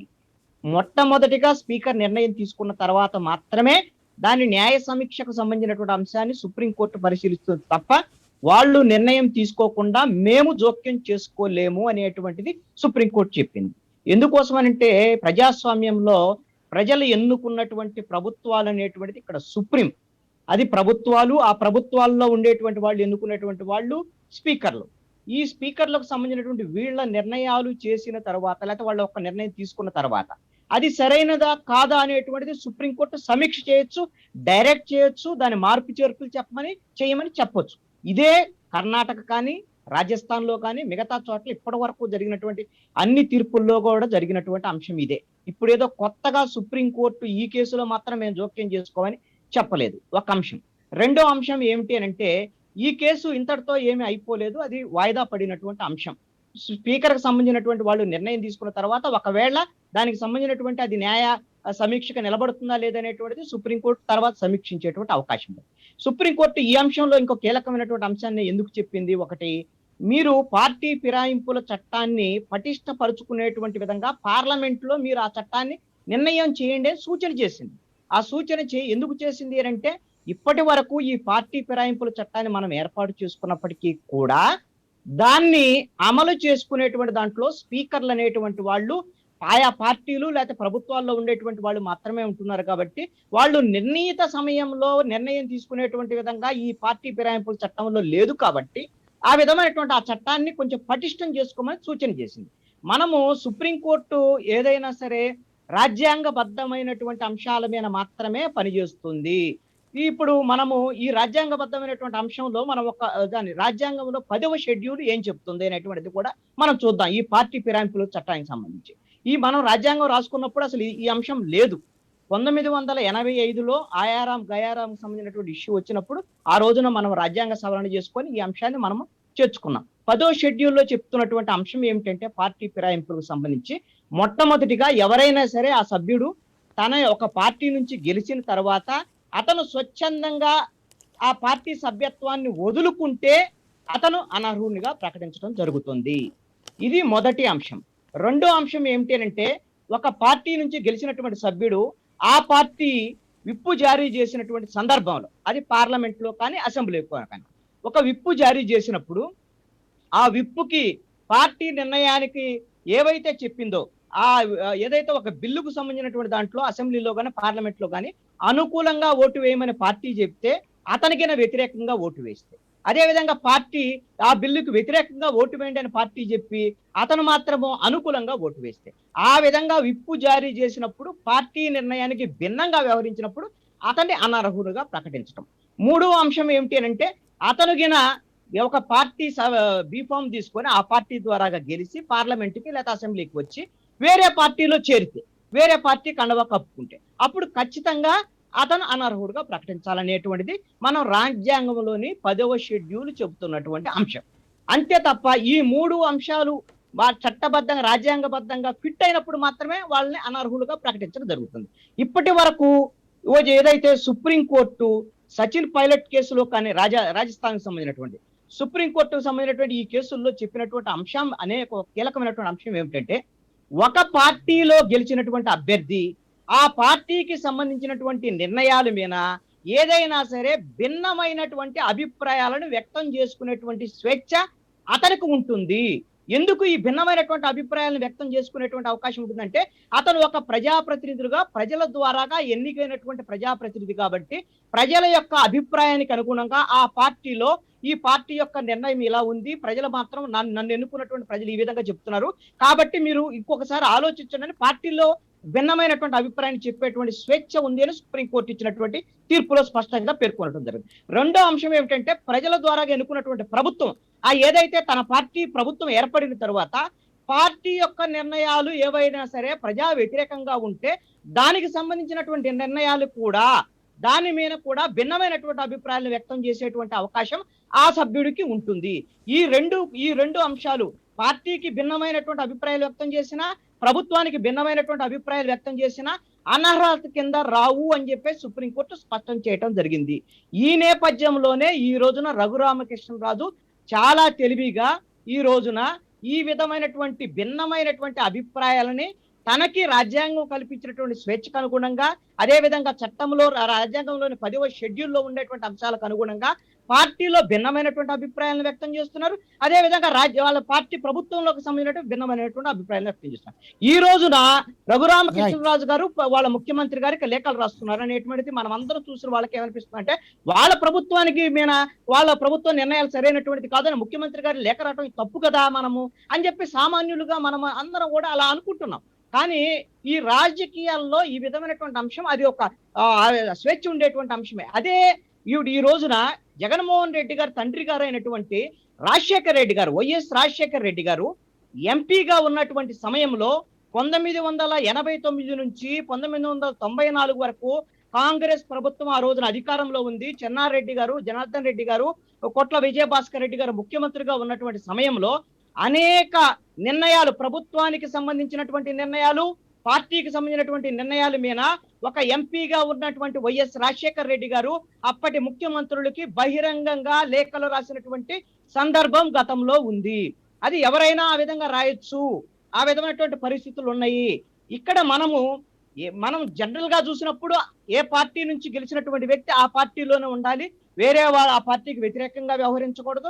ఒకవేళ వ్యవహరిస్తే పార్టీ నుంచి వదులుకొని ఇంకొక పార్టీ నుంచి వాళ్ళు ఒక చేరిపోయి ఈ సభ్యత్వాన్ని వదులుకొని ధైర్యం ఉంటే గెలవాలని మనం అనేటువంటి చెప్తాం. ఇది రాజ్యాంగబద్ధంగా చట్టబద్ధంగా ఏ విధంగా ఫిట్ అవుతుంది అనేటువంటిది కూడా మనం చూసుకోవాల్సినటువంటి అవసరం ఉంది. ఆ విధంగా ఫిట్ అయినటువంటి కేసుల్లో మాత్రమే చర్యలు తీసుకునేటువంటి అవకాశం ఉంటుంది.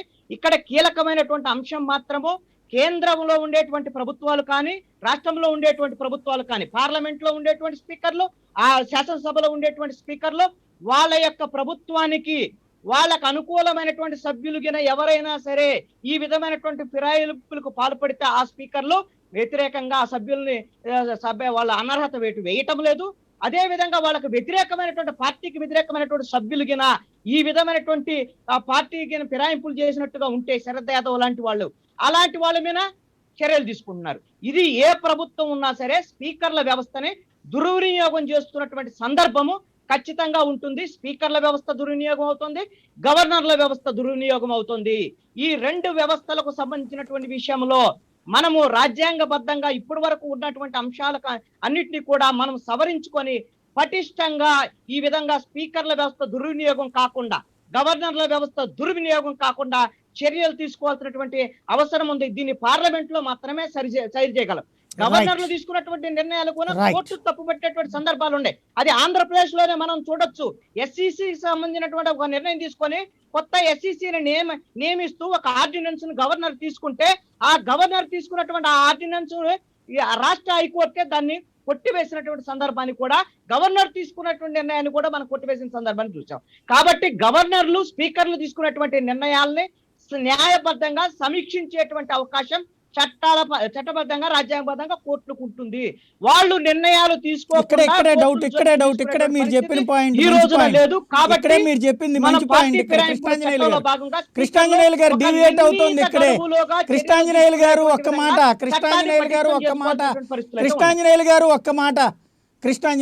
మాట ఇక్కడ డీవియేట్ అవుతున్న పాయింట్ అదే. మరి గవర్నర్ల మీద స్పీకర్ల మీద రివ్యూ చేసే అధికారం కోర్టుకున్నప్పుడు కోర్టు డెసిషన్ తీసేసుకోవచ్చు కదా, ఇతను తప్పు చేస్తున్నాడు రైట్ చేస్తున్నాడని. మిగతా అందరి వ్యవహారాల్లో జోక్యం చేసుకున్నప్పుడు కోర్టు కూడా కర్ణాటకలోనే ఒక రకంగా స్పందించింది, మహారాష్ట్రలో ఇంకో రకంగా స్పందించింది, రాజస్థాన్లో ఇంకో రకంగా స్పందించింది. ఒక చోటేమో ఇమ్మీడియట్గా యాక్షన్ తీసుకో అని చెప్పింది, ఏ సంగతి తేల్చేయని చెప్పింది, న్యాయ సమీక్షకు లోబడి ఉంటుంది అంది. ఇక్కడేమో సమీక్షకు లోబడి లేదంటోంది. అంటే ఇప్పుడు చట్టం ఇలా ఉంది, చట్టం చట్టబద్ధంగా ఉందా లేదా, లేకపోతే రాజ్యాంగబద్ధంగా ఉందా లేదా అనేటువంటి న్యాయస్థానం తను మాత్రం ఒక్కొక్క చోట ఒక్కొక్క రకంగా వ్యవహరిస్తే ఎలా న్యాయం, జనానికి ఏది తెలుస్తుంది? ఇప్పుడు స్పీకర్ నిర్ణయం తీసుకోవట్లేదు, కోర్టు జోక్యం చేసుకోవాలా వద్దా? మహారాష్ట్రలో కానీ రాజస్థాన్లో కానీ ఎక్కడైనా సరే సుప్రీంకోర్టు లేదా కోర్టులు ఖచ్చితంగా అన్ని ఒకే రకంగా వ్యవహరించాయి, అన్ని చోట్ల భిన్నంగా వ్యవహరించి ఉండలేదు అనేటువంటి అంశాన్ని మీరు మర్చిపోయారేమో. రాజస్థాన్లో ఒక రకంగా వచ్చింది, కర్ణాటకలో మరొక రకంగా వచ్చింది. మీరు చెక్ చేసుకోండి ఒకసారి. విషయంలో కోర్టులు కర్ణాటకలో ఒక రకంగా వచ్చింది, రాజస్థాన్ లో ఒక రకంగా వచ్చింది. ఒక చోట ఇమ్మీడియట్ గా 4 రోజుల లోపు దీని మీద డెసిషన్ తీసుకోమన్నారు, ఇంకో చోట ఆంధ్రప్రదేశ్ తోనేమో ఎన్ని నెలలైనా సరే మేము జోక్యం చేసుకోలేమని చెప్పింది. మీరు మిస్లీడ్ చేస్తున్నారు కృష్ణాంజనేయులు గారు. ఆంధ్రప్రదేశ్ వ్యవహారంలో అడిగినప్పుడు మేము దాంట్లో జోక్యం చేసుకోలేమని, కర్ణాటకలోనేమో ఇంత టైం ఫ్రేమ్ ఇచ్చి జోక్యం చేసుకోమని చెప్పింది, డెసిషన్ తీసుకోమని చెప్పింది. టైం ఫ్రేమ్ ఎందుకు ఇచ్చింది, ఎప్పుడు ఇచ్చింది? ఒకసారి స్పీకర్ నిర్ణయం తీసుకున్న తర్వాత మీరు తీసుకోలేదు, స్పీకర్ కి ఇచ్చింది ఆ టైం ఫ్రేమ్. రాజ్యాంగం స్పీకర్ కి టైం ఫ్రేమ్ ఇచ్చింది సార్, మనకు రాజ్యాంగం స్పీకర్ కే టైం ఫ్రేమ్ ఇచ్చింది. మాస్టారు మీరు మిస్ చేస్తున్నారు. కర్ణాటకలో స్పీకర్ కి టైం ఫ్రేమ్ ఇచ్చింది, ఇన్ని రోజుల్లోపు నిర్ణయం తీసుకోమని. ఆంధ్రప్రదేశ్లో మాత్రం టైం ఫ్రేమ్ ఇవ్వలేదు, ఎన్నాళ్ళైనా మేము ఇందులో జోక్యం చేసుకోలేమని చెప్పింది 23 మంది శాసనసభ్యుల విషయంలో. గతంలో రాష్ట్ర 24 మంది శాసనసభ్యుల విషయంలో కూడా స్పీకర్ నిర్ణయం తీసుకోకుండా ఆయన దగ్గర పెట్టుకున్నారు. టైం ఫ్రేమ్ ఇవ్వలేదు ఇక్కడ స్పీకర్ కి, అక్కడ టైం ఫ్రేమ్ ఇచ్చింది. కాబట్టి చెప్పండి సాయి. టైం ఫ్రేమ్ అక్కడ ఇచ్చింది సార్. స్పీకర్ ఇన్ని రోజుల్లోపు నిర్ణయం తీసుకోవాలని కర్ణాటకలో తేల్చి చెప్పింది, రాజస్థాన్ లో తేల్చి చెప్పింది, ఇక్కడ చెప్పలా. సాయి గారు ఎప్పుడు చెప్పింది? ఇక్కడ చెప్పలా. ఎప్పుడు చెప్పింది? ఒకసారి స్పీకర్ నిర్ణయం తీసుకొని వాళ్ళకి తీసుకోలేదు, ఒక గడువు ఇచ్చినటువంటి తీసుకోలేదు. ఆ విధమైన స్పీకర్ నిర్ణయం తీసుకోకుండా జాగు చేస్తుంటే చెప్పింది. మీరు మిస్లీడ్ చేస్తున్నారు. స్పీకర్ నిర్ణయం తీసుకోకుండా, యాక్షన్ తీసుకోకుండా ఆపుతుంటే మీరు ఇన్ని రోజుల్లోపు తీసుకోండి అని చెప్పింది. గడువు ఇచ్చిన తర్వాత అన్ని రోజుల గడువు ఇవ్వటం అనేటువంటిది సరైనటువంటి కాదు అనేటువంటి నిర్ణయం తీసుకున్నటువంటి సందర్భం ఉంది. అదే విధంగా రాజస్థాన్ పైలట్ కు సంబంధించినటువంటి అక్కడ అన్ని రోజులు గడువు ఇవ్వద్దు. స్పీకర్ తీసుకున్నటువంటి నిర్ణయం ఇక్కడేమో శాంతం అసెంబ్లీ పూర్తయిపోయేదాకా చర్య తీసుకోపోయినా జోక్యం చేసుకోలేదు. చాలా స్పష్టంగా ఎక్కడైనా సరే వాళ్ళకు సంబంధించినటువంటి అక్కడ స్పీకర్ వాళ్ళ నిర్ణయం తీసుకునేటువంటి అవకాశం ఉంది కాబట్టి ఆ స్టే ఇవ్వటం సరైనటువంటిది కాదు అని హైకోర్టు ఇచ్చినటువంటి స్టేని కూడా సుప్రీంకోర్టు రద్దు చేసింది. ఎక్కడా కూడా నిర్ణయం తీసుకున్న జోక్యం చేసుకున్నారు తప్ప వాళ్ళు తీసుకోలేదని తీసుకోమని సార్ మీరు దాన్ని డైవర్ట్ చేస్తున్నారు. స్పందించేటువంటి విధంగా సకాలంలో సకాలంలో స్పందిస్తున్నారు. గడువు ఉండేటువంటి విధంగా పార్టీ ఫిరాయింపుల చట్టాన్ని పటిష్టం చేసుకునేటువంటి దానికి ఒక పార్లమెంట్ ఈ రోజున చట్టం చేసుకోండి అని చెప్పేసి పార్లమెంట్ కు సూచన. రైట్ సుందరరాం శర్మ గారు వస్తున్నాను ఒక్క నిమిషం మీ దగ్గరికి. కృష్ణరాజు గారు చెప్పండి.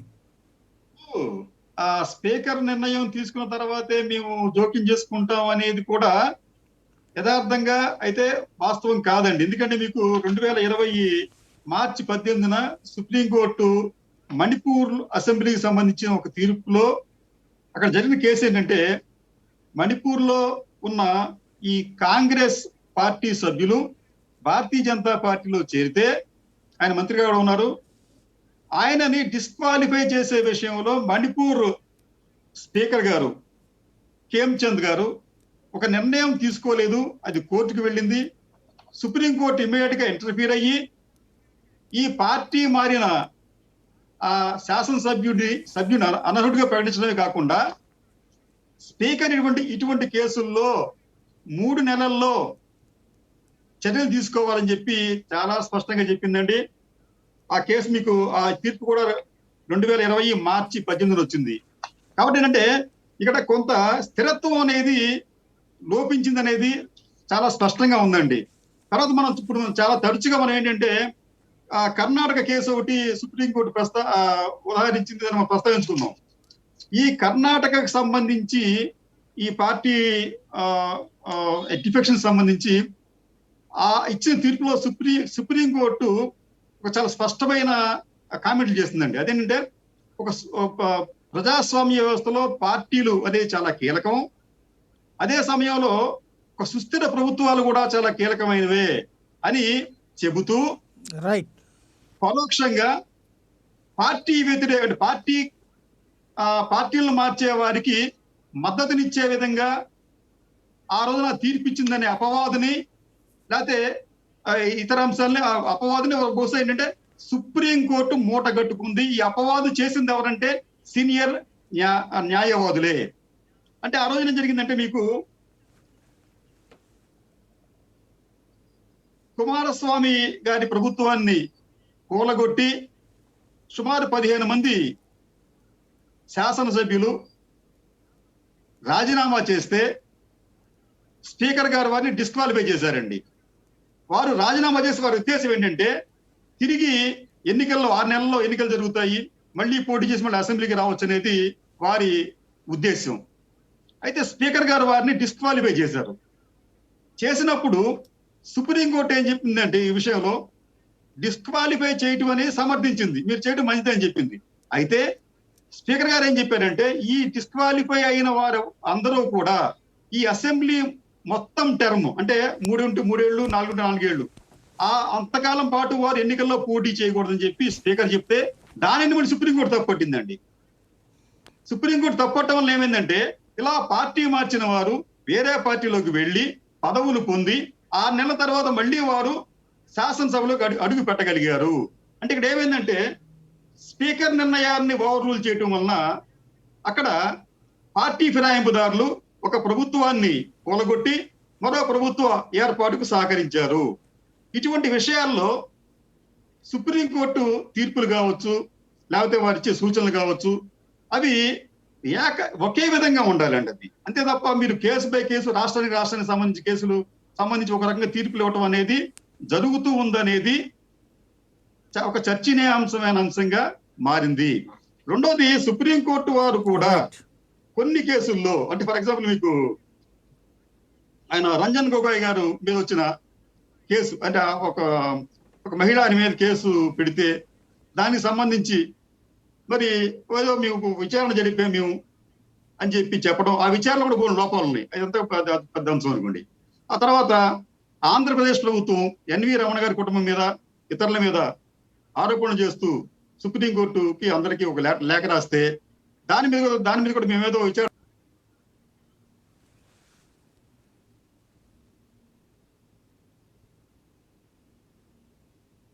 మీది ఆడియో మిస్ అవుతోందండి కృష్ణరాజు గారు. మ్యూట్లో పడింది మీది ఆడియో, ఒక్కసారి చూడండి. ఇప్పుడు చెప్పండి. అప్పుడు ఇటువంటి కేసుల్లో ఎక్కడ విచారణ జరిపారు, ఎవరితో విచారణ జరిపారు, సాక్షులు ఎవరు, ఇటువంటి ఏమీ లేకుండానే ఆ కేసులను మూతవేశారు. ఇవన్నీ కూడా ఏం జరుగుతుందంటే, సుప్రీంకోర్టు, దేశంలో సర్వోన్నత న్యాయస్థానంగా చెప్పుకున్న సుప్రీంకోర్టు విశ్వసనీయతను దెబ్బతీసే విధంగా ఉండే ప్రమాదం ఉంటుంది. కాబట్టి ఈ విషయాలన్నీ కూడా అత్యున్నత న్యాయస్థానంలో ఉన్నవారు ఆలోచించుకోవాలి. రైట్, మంచి పాయింట్. సుందరరామ్ శర్మ గారు.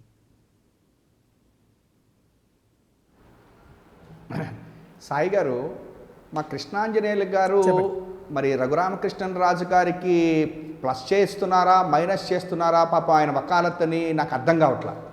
ఎందుకంటే సచిన్ పైలట్ గారి కేసులో యాక్చువల్గా ఇంకొకటి చూడాలి, అక్కడ ట్విస్ట్ 124A పెట్టారు వాళ్ళందరి మీద. ఆయన మీద, ఆయనతో పాటు వెళ్ళిన 18 మంది మీద కూడా 124A కేసు పెట్టడం కూడా జరిగింది.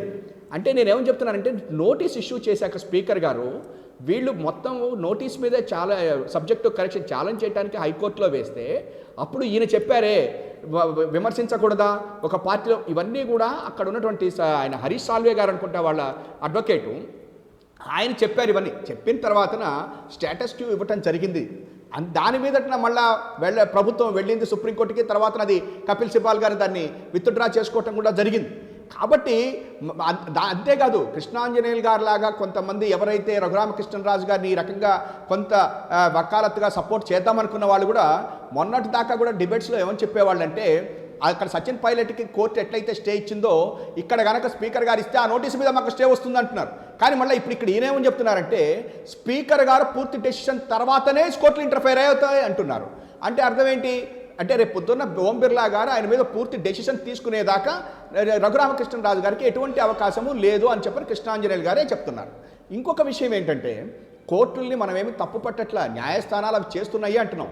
కాకపోతే సాయి గారు మీరన్న దాంతో ఏకీభవిస్తున్నా, ఒక చోట ఒక తీర్పు, ఇంకొక చోట ఇంకొక తీర్పు. స్ట్రైట్ ఉదాహరణ, మన తెలంగాణలో ఉన్నటువంటి ఒక ఎమ్మెల్యే మీద ఎన్నేళ్ల నుంచి జరుగుతూ ఉంది ఆయన సిటిజన్షిప్ విషయంలో, దాని గురించి కూడా ఎన్ని రోజుల పాటు తీర్పు వెయిట్ చేస్తున్నాం మనము. అంటే తప్పు పట్టట్లా ఇక్కడ నేను, అంటే తీర్పులకి వెయిట్ చేస్తున్నామని. రెండోది, కోర్టులు చట్టాలు వాళ్లే చేస్తారంటే ఇది కాకపోయినా కూడా నేను ఒక విషయం చెప్తున్నా. ఇంతకుముందు December 31న ఒక తీర్పు వచ్చింది ఆంధ్రప్రదేశ్ మన హైకోర్టులో. మీరు కనుక మీ సబ్జెక్టు కరెక్షన్ దట్ లాంగ్వేజ్ మీరు కనుక ఇట్లాగే చూస్తే మేము ఊరుకుంటామా, మేము ఇంటర్ఫేర్ అవుతాము, break down of constitution and machinery, మేము ఇవన్నీ కూడా ఆలోచిస్తున్నాము అని చెప్పని చాలా రాయటం జరిగింది. అందుకని నేనేమని చెప్తున్నానంటే, డెఫినెట్గా న్యాయస్థానాలే కాదు, ఎగ్జిక్యూటివే కాదు, లెజిస్లేచరే కాదు, ఇవాళ ఈ దేశంలో పూర్తిగా ఒక రకంగా చెప్పాలంటే వ్యవస్థల్లో లోపాలు వచ్చినాయి.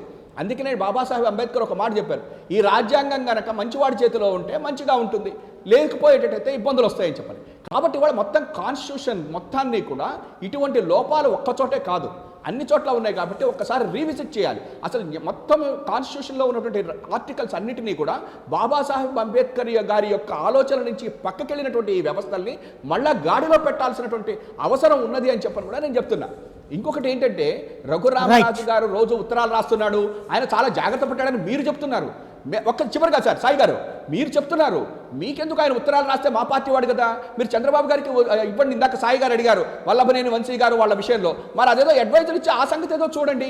నెక్స్ట్ రఘురామకృష్ణరాజు గారి విషయంలో ఆయన ఎన్ని లెటర్లు రాసినా, ఆయన జగన్ గారిని ఎన్ని తిట్టినా మేము మాట్లాడుతుంది ఒకటే, ఈ రాష్ట్రంలో హింసను చేయబడ్డాడు, తర్వాత ఈ కుట్రలు కొన్ని పన్ని ఈ రాష్ట్రంలో డిస్టెబిలైజ్ చేయడానికి ప్రభుత్వం చేశాడు కాబట్టి 124A పెట్టాము, దాని గురించి మాత్రం మీరు మాట్లాడండి, ఆ కేసు నుంచి తప్పించుకోలేడని చెప్పని నేను చెప్తున్నా. అది కృష్ణాంజనేయులు గారికి నేను చెప్పదలుచుకుంది. ఇంకొకటి కూడా ఏంటంటే, ఇవాళ రోజున స్పీకర్ల వ్యవస్థ, గవర్నర్ల వ్యవస్థ పూర్తిగా రాజకీయం అయిపోయింది అని మీరు ఏదైతే చెప్తున్నారో దాన్ని ప్రక్షాళన చేయాలి అని చెప్పననేటట్టయితే స్పీకర్లని తప్పనిసరిగా ఒక్కసారి స్పీకర్గా ఎన్నికైనటువంటి వ్యక్తికి పార్టీ రహితంగా ఉండేటట్టుగా కుదురుతుందేమో. ఇవన్నీ చేయాలంటే 3 వ్యవస్థలని చేయాల్సి వస్తుంది. వాటి రోజున 3 వ్యవస్థలను లోపాలు ఉన్నాయి. 3 వ్యవస్థల్లోనూ కూడా బాబాసాహెబ్ అంబేద్కర్ చెప్పినటువంటి రాజ్యాంగానికి పక్కకి వెళ్ళిపోయినాయి. కాబట్టి మొత్తం కాన్స్టిట్యూషన్ని రీవిజిట్ చేసి మొత్తం కూడా ఆర్టికల్స్ అన్నిటినీ కూడా ఒకసారి రీవిజిట్ చేయటం మూలకంగా పార్లమెంటే కాదు, న్యాయ నిపుణులే కాదు, నిజంగా మనం ఒకళ్ళ తరఫున ఒక పార్టీకి ఇవ్వాలి. ఎందుకంటే మీరు ఇందాక 23 మంది విషయంలో చెప్తుంటే ఆయన ఇంకొక రకంగా చెప్పుకుంటూ వెళ్తున్నారు. నేను ఒక్కటే అడుగుతున్నా కృష్ణాంజనేయులు గారు లాంటి వాళ్ళని, మీరు వాటిని సమర్థిస్తారా? చంద్రబాబు నాయుడు గారు తీసుకున్నటువంటి ఆ డెసిషన్స్ ఆ రోజున వాటినన్నింటినీ కూడా అన్కాన్స్టిట్యూషనల్ అని చెప్పనని మీరు చెప్పి ఆ నిర్ణయాలన్నింటినీ కూడా కాదు అని చెప్పనేటువంటిది కృష్ణాంజనేయులు గారు లాంటి వాళ్ళు ముందుకు వచ్చి చెప్పమని చూస్తాను నేను. ఆయన ఆ రకంగా చేస్తే దాన్ని ఈ రోజు ఖండించకుండా ఆ రోజున టైం వేరు, ఈ రోజున టైం వేరు. రఘురామకృష్ణరాజు గారి విషయంలో మీరు వకాలత్కి కృష్ణాంజనేయులు గారు గతంలో దాన్ని తప్పుపట్టారండి. 23 మంది అన్నారు. సార్ తప్పు పట్టడం వద్దు సాయి గారు నిన్న మా సుబ్బారావు గారు కూడా ఒక ఛానల్లో చెప్పారు, నేను ఆ రోజున గోదావరి పుష్కరాలకి నేనే ఇచ్చేశాను, చంద్రబాబు గారు ద్రోహి నియంత అని చెప్పారు. మేము అవన్నీ అడగట్లేదు, మాకు వద్దు ఆ నియంత ఇవన్నీ వద్దు. నేను ఒక్కటే అడుగుతున్నాను, ఇవాళ రోజున చంద్రబాబు నాయుడు గారు 4 మినిస్టర్లను తీసుకుని 23 మందిని తీసుకోవటం కూడా కాదు, అది రాజ్యాంగ విరుద్ధము. పక్క పార్టీ వాళ్ళని తీసుకుని వాళ్ళని అపోజిషన్లో చూపిస్తూ ఆయన తీసుకున్నటువంటి నిర్ణయాలన్నీ అన్కాన్స్టిట్యూషనల్, ఇల్లీగల్. కాబట్టి ఆయన తర్వాత వాళ్ళ 4 తీసుకున్న తర్వాత తీసుకున్న నిర్ణయాలు మొత్తాన్ని కూడా కోర్టుల ద్వారా చేస్తారా, లేకపోతే మీరు ప్రెసిడెంట్ దగ్గరికి వెళ్దామా, ఎక్కడికి వెళ్దామో? ఇప్పుడు కృష్ణాంజనేయులు గారు కానీ మా సుబ్బారావు గారు కానీ ఒక నిర్ణయం తీసుకుని మనందరం కలిపి ఆ నిర్ణయాలన్నింటినీ కూడా పూర్తిగా అన్కాన్స్టిట్యూషనల్ కింద డిక్లేర్ చేయించుకోగలిగితే ఈ రాష్ట్రంలో నిజంగా ముందున్నాము, కాన్స్టిట్యూషన్ నిలబెట్టిన వాళ్ళం అవుతాం అని చెప్తున్నాను సార్. ఆయన తప్పు అంటే ఉపయోగం ఏం లేదు. సుబ్బారావు గారు సుబ్బారావు గారు మన రామ్ చరణ్ గారు పాపం గురుగింజ కింద సామెతలాగా చెప్తా ఉన్నారు. అంటే దాని కింద ఉన్న నలుపు కనపడతాం, వీళ్ళు చేసేవన్నీ కూడా అయ్యే చేస్తా ఉన్నారు. ఏమనంటే ఏదో ఆపాదిసేస్తున్నారు అంతే. వాస్తవాలు మాట్లాడండి. వాస్తవాలు ఇక్కడ ఈ పరిస్థితి ఏంటంటే ఎలక్షన్ ప్రొసీజర్లో మార్పు రాకుండా ఈ వ్యవస్థ మారదండి. ఇంకోటి ఏంటంటే నేరస్తులు, నేరారోపణలు ఎదుర్కొంటున్న వారు ముఖ్యమంత్రులు గాను, మంత్రులు గాను, ప్రజాప్రతినిధులు గాను ఉన్నప్పుడు చట్టసభల్లో వాళ్ళకి వ్యతిరేకంగా నిజాయితీగా ఉండే విధంగా ఏ విధంగా చట్టాలు చేస్తారనేది ఇక్కడ ఆలోచించాలి. కాబట్టి ఈ రోజున ఎన్నికలు అనేవి ఒక వ్యాపారంగా మారిపోయింది తప్ప ఒక సేవా దృక్పథంతో వస్తున్నామనే ఆలోచన పక్కన పడిపోయిందండి. కాబట్టి ఇది చాలా స్పష్టంగా ఎప్పుడైతే ఎన్నికల పద్ధతి ఈ యొక్క ఇప్పుడు ఏమవుతుందండి, భుజబలము, కండబలము, డబ్బు బలం ఉన్నవాడు మాత్రమే చట్టసభలోకి వెళ్తా ఉన్నాడు. ఇక్కడ ఇంకోటి అంటే క్రిమినలైజేషన్ ఇన్ పాలిటిక్స్ లోకి వచ్చిన తర్వాత వ్యవస్థ అంతా ప్రజాస్వామిక వ్యవస్థ కుప్పకూలిపోయింది. ఎంచేతంటే ఇక్కడ చాలా స్పష్టంగా యాంటీ డిఫెక్షన్ లాలో మార్పులు తీసుకురాకుండా జరగదు. 1. 2, ఎన్నికల విధానంలో మార్పు రావాలి. 3, చట్టాన్ని అమలు చేసేటువంటి యంత్రాంగం. 1, సుప్రీంకోర్టు, హైకోర్టు గురించి చెప్తా ఉన్నారు. ఇక్కడ చాలా స్పష్టం అండి. న్యాయస్థానాల్లో ఒకదాని మీద ఒకటి వచ్చినప్పుడు దాన్ని తాను తప్పుగా భావించినప్పుడు ఉన్నత న్యాయస్థానానికి వెళ్ళడానికి అవకాశాలు ఉన్నాయి. అందువల్ల ప్రొసీజర్లో ఆ విధంగా పెట్టారు. ఇక్కడ చాలా స్పష్టం ఏంటంటే మేమేదో ప్రతివతని ఇప్పుడు మన ఆంధ్రప్రదేశ్ స్పీకర్ గారు ఏమన్నారండి, వంశీ గారిని ఇండిపెండెంట్ సీట్లు ఇస్తాము అన్నారు. అంటే నీ దగ్గరకు వచ్చేటప్పటికేమో నీ పార్టీ ఫిరాయిస్తే, నీకు ఇండైరెక్ట్ గా సపోర్ట్ చేస్తే ఇండిపెండెంట్ సీట్లు కేటాయిస్తారు అసెంబ్లీలో. అక్కడేమో పార్లమెంట్ లేదేమో రామకృష్ణరాజు గారికి ఏమో ఎలిమినేషన్ చేయాలా, మీకు ఇచ్చిన కంప్లైంట్లు మళ్ళీ డిస్పోజల్ చేయరా, రామకృష్ణరాజు గారి మీద పార్లమెంట్లో ఇచ్చిన డిస్పోజల్ చేయాలా, అదేమంటే రామకృష్ణరాజు గారు అనుకూలం అంటాడు. ఇది ఎవరు ఏది వాస్తవం మాట్లాడినా వాళ్ళకి ముద్ర వేయటం వైసీపీకి అలవాటుగా మారిపోయింది. కాబట్టి ఇక్కడ చాలా స్పష్టం, రామకృష్ణరాజు గారా లేకపోతే ఇంకోళ్ళు అనేది కాదు. ఇక్కడ చట్ట ప్రకారంగా మనం ఒక పని చేయమన్నప్పుడు ఆ పని మనం చేస్తున్నామా లేదా? ఇందాక చెప్పాను శర్మ గారు, గతంలో మేము చెప్పాము మేము నిజాయితీగా ఉండలేము, అందువల్ల ఈ విధంగా చేస్తున్నామని చెప్పేసి. అదే చెప్పండి ప్రజలకి, మేము నిజాయితీ అయినప్పుడు చెప్పాము, మాకు నీతి నిజాయితీలు మేము కూడా వదిలేసుకున్నాము అని చెబితే, రేపు మిమ్మల్ని కాదన్నా ఆనాడు చంద్రబాబు నాయుడు కాదన్నారు, రేపు మిమ్మల్ని సాయి గారు ఆయన కొంచెం తప్పు మాట్లాడుతున్నారు. ప్రజల ముందుకి సాయి గారు మేము ఇక్కడ పరిస్థితులు బాగోలేదు కాబట్టి సాయి గారు కరెక్ట్ కాదు. నేను చెప్పింది విలువలు పాటిస్తున్నారు జగన్ గారు, కానీ నేను అది వద్దంటున్నాను అని చెప్తున్నాను. నేను పర్సనల్ గా చెప్పేది అది తప్పు చెప్తున్నారు. సుబ్బారావు గారు మీరు తప్పు చెప్తున్నారు. నేనేమని చెప్తున్నాను, ఈ రోజు కూడా జగన్ గారు విలువలు పాటిస్తున్నాడు, అది చెయ్యొద్దు అని చెప్పండి. నేను పర్సనల్ గా చెప్తున్నా. అశ్వత్థామాతః కుంజరః లాగా చేయాల్సిందే వీళ్ళకేం చెప్తున్నాను.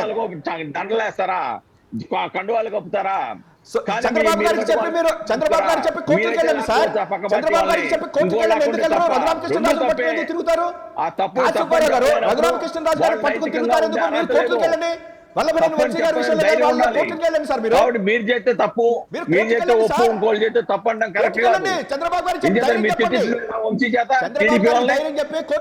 రామకృష్ణరాజు తింటే వాళ్ళకి టీడీపీ పొత్తు ఇంకో పొత్తు అని ఎందుకు ఆపాదిస్తా ఉన్నారు? కాబట్టి మీరు కూడా నిజాయితీగా లేరు. ఈ రాష్ట్ర ప్రభుత్వం కూడా, వైసీపీ కూడా నిజాయితీగా లేదు. దుందుడుగ్గా పక్షపాత వైఖరిలో వ్యవహరిస్తా ఉంది. కాబట్టి స్పీకర్ గారు రాజకీయాలు మాట్లాడతారా? ఆంధ్రప్రదేశ్ స్పీకర్ మీరు ఖండించడానికి మీకు హక్కు లేదా? స్పీకర్ ఇండిపెండెంట్ అవుతారా లేదంటే ఒక పార్టీకి ప్రతినిధి అవుతారా? స్పీకర్ గా ప్రమాణ స్వీకారం చేసిన తర్వాత స్పీకర్ రాజకీయాలు మాట్లాడతారా? బయటకు వచ్చేసి మీరెవరు మాట్లాడరా, అది తప్పని చెప్పరా? కాబట్టి మీ దగ్గరకు వచ్చేటప్పటికేమో వేరు, పక్కోడి దగ్గరకు వచ్చేటప్పటికో వేరని చెప్తా అంటారా? కాబట్టి ఇక్కడ దురదృష్టం ఏంటంటే రాజకీయాల్లో వాళ్ళకు వచ్చేటప్పటికి వాళ్ళు పత్తిత్తులు అని చెప్తారు, ఎదుటోడు చేసేటప్పుడు ఎత్తి చూపుతారు. కాబట్టి ఇది సరైన విధానం కాదు. ఒక నిజాయితీగా దాని మీద మనం నిజాయితీగా నిలబడి మాట్లాడితే మాటలకు నైతిక విలువ ఉంటుంది తప్ప నైతిక విలువలు ఉండవు. సుబ్బారావు గారు ఒక్క పాయింట్ మీరు చెప్పండి. ఇవాళ చంద్రబాబు గారు 23 మంది ఎమ్మెల్యేలను తీసుకుని 4గురికి మంత్రి పదవులు ఇచ్చి చివరి రోజు దాకా వాళ్ళని అలాగే ఉంచడం రైటా రాంగా? ఆ విషయంలో స్పీకర్ అనుసరించిన పాత్ర కరెక్టా? అందులో మొహమాటం లేదండి. అది చంద్రబాబు నాయుడు చేసినా, కేసీఆర్ చేసినా, లేకపోతే జగన్మోహన్ రెడ్డి చేసినా, ఎవరు చేసినా తప్పే. ఫిరాయింపులను ప్రోత్సహించడం అనేది అది చట్ట విరుద్ధమైనది. మోరల్స్ లేని వాళ్ళు అలాంటి పనులు చేస్తారు. ఎందుకంటే చట్టసభలకు ఎన్నికలను ప్రజాప్రతినిధులను కొనుగోలు చేయటము, లేకపోతే అవినీతికి పాల్పడటము, తద్వారా సుస్థిర ప్రభుత్వాలను కోల్చడము, లేకపోతే కోల్చకపోవటం, ఇలాంటివన్నీ కూడా అవన్నీ మోరల్స్ లేని వాళ్ళు చేసే పనులు. అది ఈ పార్టీ ఆ పార్టీ అనే కాదు, ఎవరు అతీతులేం కాదు. ఇప్పుడు వైసీపీ కానీ, చంద్రబాబు నాయుడు కానీ, కేసీఆర్ కానీ ఎవరు కూడా అతీతులేం కాదు. ఒక్క మాట అంటే ఫ్రాంక్గా చెప్పండి, ఇప్పుడు ఈ వ్యవహారాలలో ఎవరు కరెక్ట్గా, అంటే ఒక స్పీకరు టైం ఫ్రేమ్ పెట్టుకుని చెయ్యాలి అనేటువంటిది ప్రభుత్వం ఆదేశించాలా? అంటే ఇక్కడ తెలియాల్సింది పబ్లిక్. అంటే ప్రభుత్వం అయితే చట్టం చెయ్యాలనా, లేదు అంటే అసలు ఆ ప్రభుత్వాలే కదా ఇక్కడ దీన్ని అడ్డం పెట్టుకుని వాడుకుంటోంది, అప్పుడు కోర్టులు చెప్పలేవా ఇన్ని నెలల లోపు అనేటువంటిది? కొన్ని చోట్ల చెప్పినటువంటి కోర్టులు ఇక్కడ చెప్పడం సాధ్యమా కాదా? ఇక్కడ వరం గారు, రాజ్యాంగం ప్రకారము చట్టసభలకి, లెజిస్లేటివ్కి, జ్యుడిషియరీకి దేనికి దానికి పరిధులు విధించారు ఇక్కడ. కాబట్టి ఆ పరిధులు దాటి న్యాయ వ్యవస్థ ముందుకెళ్ళడానికి అవకాశం లేదు. ఇక్కడ చాలా స్పష్టంగా ఏదైనా ఒక చట్టం చేసినప్పుడు చట్టంలో ఇన్ని రోజుల్లోపు ఇన్ని లిమిటేషన్ లో ఈ లోపల మీరు ఛార్జ్షీట్ ఫైల్ చేయాలి, లేకపోతే ఇన్ని డొమెస్టిక్ వైలెన్స్ ఉందనుకో ఇన్ని రోజుల్లో ఈ కేసును పరిష్కరించాలని టైం లిమిట్ ఇస్తాం. కానీ టైం లిమిట్ అనేది 10th షెడ్యూల్లో మెన్షన్ చేయలే. కాబట్టి ఇప్పుడు పార్లమెంట్లో టైం లిమిట్ పెట్టుకోవాల్సిన అవసరం ఉంది, దాన్ని మార్పు చేయవలసిన అవసరం ఉంది. లేదంటే 3 months, 2 months, 5 months, లేదంటే 1 year ఎలా పెట్టుకుంటారో టైం రిస్ట్రిక్షన్ చట్టంలో సవరణ చేయవలసి ఉంది. డిఫెక్షన్ యాక్ట్ లో, డిఫెక్షన్ రూల్స్ లో నేను అనేది ఒక్క మాట సార్. డిఫెక్షన్ ఇప్పుడు రూల్స్ లో ఒక్క point, దాంట్లో ఒక్క కనుక point. లేకపోతే ఒక్క point. సుప్రీం కోర్టు కానీ హైకోర్టు ఒక్క కానీ point. ఉన్న పరిధి ఏంటంటే ఒక్క మాట, సూచనలు ఒక్క మాట. మాత్రం చేయగలదు, సూచనలు మాత్రం ఒక్క చేయగలదు. మాట చెప్పండి. ఇప్పుడు ఇందాక ఆయన చెప్పారు మణిపూర్ దాంట్లో క్లియర్గా ఆదేశాలు ఇచ్చింది, సూచన కాదు. ఇక్కడ వచ్చేటప్పటికి ఆదేశాలుగా అసలు మేము ఇందులో ఇన్వాల్వ్ కామని, రోజానైతే సస్పెండ్ చేసినా కూడా ఆ కోర్టు మళ్ళీ ఎలవ్ చేయమన్నా కూడా ఎలవ్ చేయలేదు స్పీకర్. అంటే ఎవరి పవర్ అక్కడ ఎక్కువ? ఇప్పుడు ఇందాక మణిపూర్ది కేశం మెగా చంద్ర సింగ్ కేసు అండి, అది మణిపూర్ది. ఇందాక ఆయన చెప్పిన కేసు, దాంట్లో కాంగ్రెస్ పార్టీకి 28 సీట్లు వచ్చినాయి, బీజేపీకి 21 సీట్లు వచ్చినాయి. కానీ కాంగ్రెస్ పార్టీ వాళ్ళు జంప్ అయిపోయి బీజేపీలోకి వచ్చారు. బీజేపీలోకి వచ్చిన తర్వాత దాన్ని ఛాలెంజ్ చేశారు. ఛాలెంజ్ చేసినప్పుడు దాంట్లో ఏమి ఇచ్చారంటే 1 మంత్ అని కాదు ఇచ్చింది, 3 months లో డిస్క్వాలిఫై చేయమని ఇవ్వలేదండి. ఇందాక మిత్రులు డిస్క్వాలిఫై చేయమని ఇచ్చారు, డిస్పోజ్ చేయమని ఇచ్చారు. విత్ ఇన్ 3 months లో డిస్పోజ్ చేయమని ఇచ్చారు. ఇప్పుడు చేయొచ్చు కదా వీటిలో కూడా ఆ డిస్పోజ్ చేయమని ఏదైనా ఇచ్చారు, ఇచ్చిన మాట వాస్తవం. 23 మంది ఎమ్మెల్యేల విషయంలో అట్లా డిస్పోజ్ చేయమని ఎందుకు చెప్పలేదు? అక్కడ ఆ తీర్పు ఇచ్చారు. తర్వాత కర్ణాటకలో ఇచ్చినటువంటి 2019లో ఇచ్చిన తీర్పు కానివ్వండి, లేకపోతే నిన్న మొన్న శుక్రవారం నాడు ఇచ్చిన తీర్పులు కానివ్వండి, సీజేతో కూడిన బెంచెస్ చాలా క్లియర్గా అది కాదు, ఇది మనం నిర్ధారించడానికి లేదు, ఇది చట్టం చేయవలసింది చట్టసభలు కాబట్టి ఆ లిమిటెడ్ టైం కానివ్వండి, లేకపోతే ఇంకా దీన్ని మరింత బలోపేతంగా షెడ్యూల్ 10 చేయవలసిన అవసరం కానివ్వండి చట్టసభలో ఉంది కాబట్టి మేము టైం ఫిక్స్ చేసేటువంటి అధికారం మాకు లేదు. టైంని ఇన్ని నెలల్లోని వేయాలి అని మార్గదర్శకాలు, ఇక్కడ వీళ్ళు అడిగిందండి, మార్గదర్శకాలను నిర్దేశిస్తూ కేంద్ర ప్రభుత్వం నిర్ణయం తీసుకున్న విధంగా ఆదేశాలు ఇవ్వండి అన్నారు ఈ పిటిషన్ లో, రంజిత్ ముఖర్జీ గారు వేసినట్టు మొన్న గురువారం వేసిన పిటిషన్ లో. కాబట్టి ఆ మార్గదర్శకాలు ఏదైతే ఉన్నాయో అవి మేము నిర్ధారించి టైం ఇంతలో పెట్టండి అని చెప్పే అవకాశం లేదు. మేము సూచనలు మాత్రం చేయగలం. పార్లమెంట్కి ఈ చట్టాన్ని బలోపేతం చేయండి, దీంట్లో సవరణలు చేయండి, మరింత పటిష్టం చేయండి అని చెప్తూ కూడా వాళ్ళకి దీని మీద గతంలో కర్ణాటక దాంట్లో క్లియర్ గా చెప్పారండి. ఈ స్పీకర్ వ్యవస్థ అనేది ఇది రాజకీయ వ్యవస్థగా మారిపోయింది తప్ప స్వతంత్ర ప్రతిపత్తి కలిగిన స్పీకర్ వ్యవస్థగా ఈ దేశంలో ఎక్కడా లేవు, ఏ అసెంబ్లీలోనూ లేవు.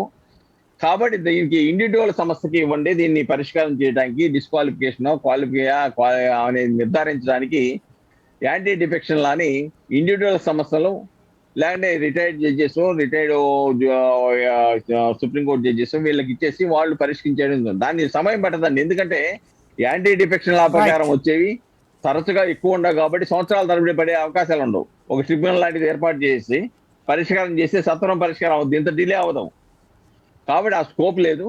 ఏదైనప్పుడు కూడాను ఇక్కడ చాలా స్పష్టమండి, సుప్రీంకోర్టు తీసుకున్నటువంటి నిర్ణయం సూచనలు మాత్రం చేయగలిగే అధికారం ఉంది తప్ప చట్ట ప్రకారం కానీ రాజ్యాంగం ప్రకారం కానీ, అది రామశర్మ గారికి కూడా తెలుసు, సూచనలు చేసే అధికారమే తప్ప చట్టాలు చేసే అధికారం భారత రాజ్యాంగం ప్రకారం కోర్టులకు లేదు.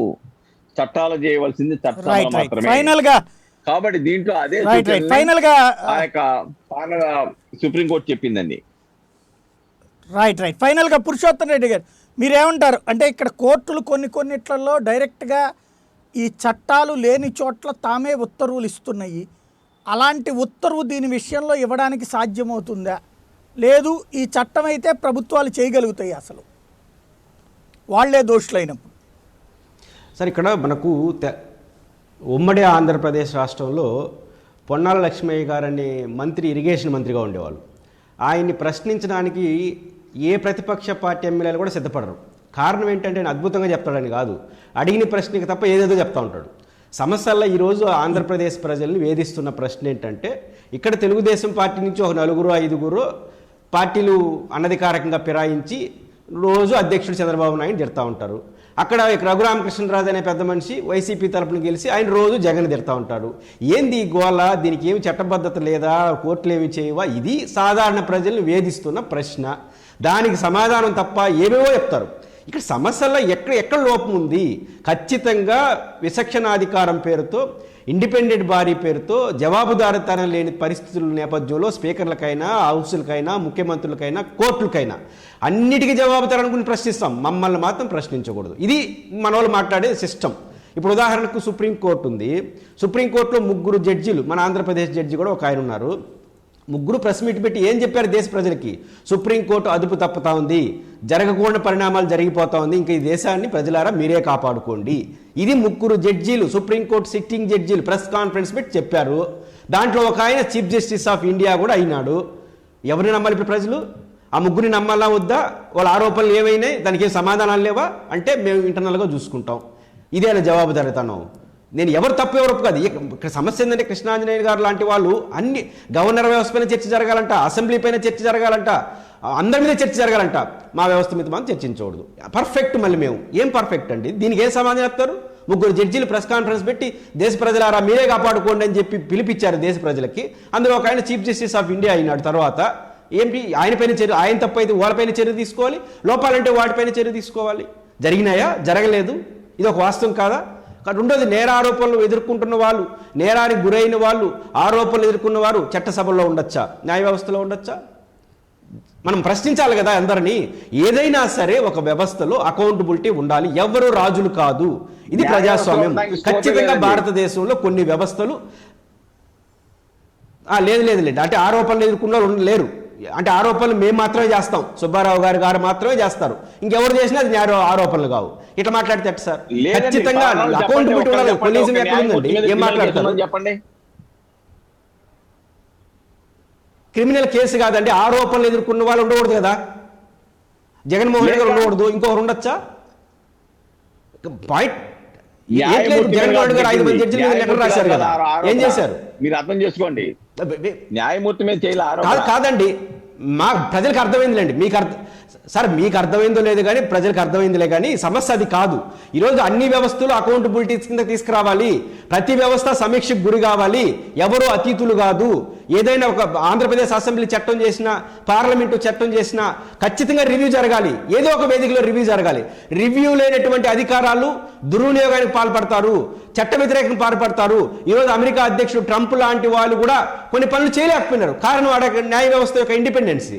అంతా ఇంత బెటర్ కదా. ట్రంప్ కూడా కొన్ని చేయలేకపోయాడు. కానీ భారతదేశంలో మోడీ గారు, జగన్ గారు, కేసీఆర్ గారు గత చంద్రబాబు ఏమనుంటే అవి చేసినారు కదా.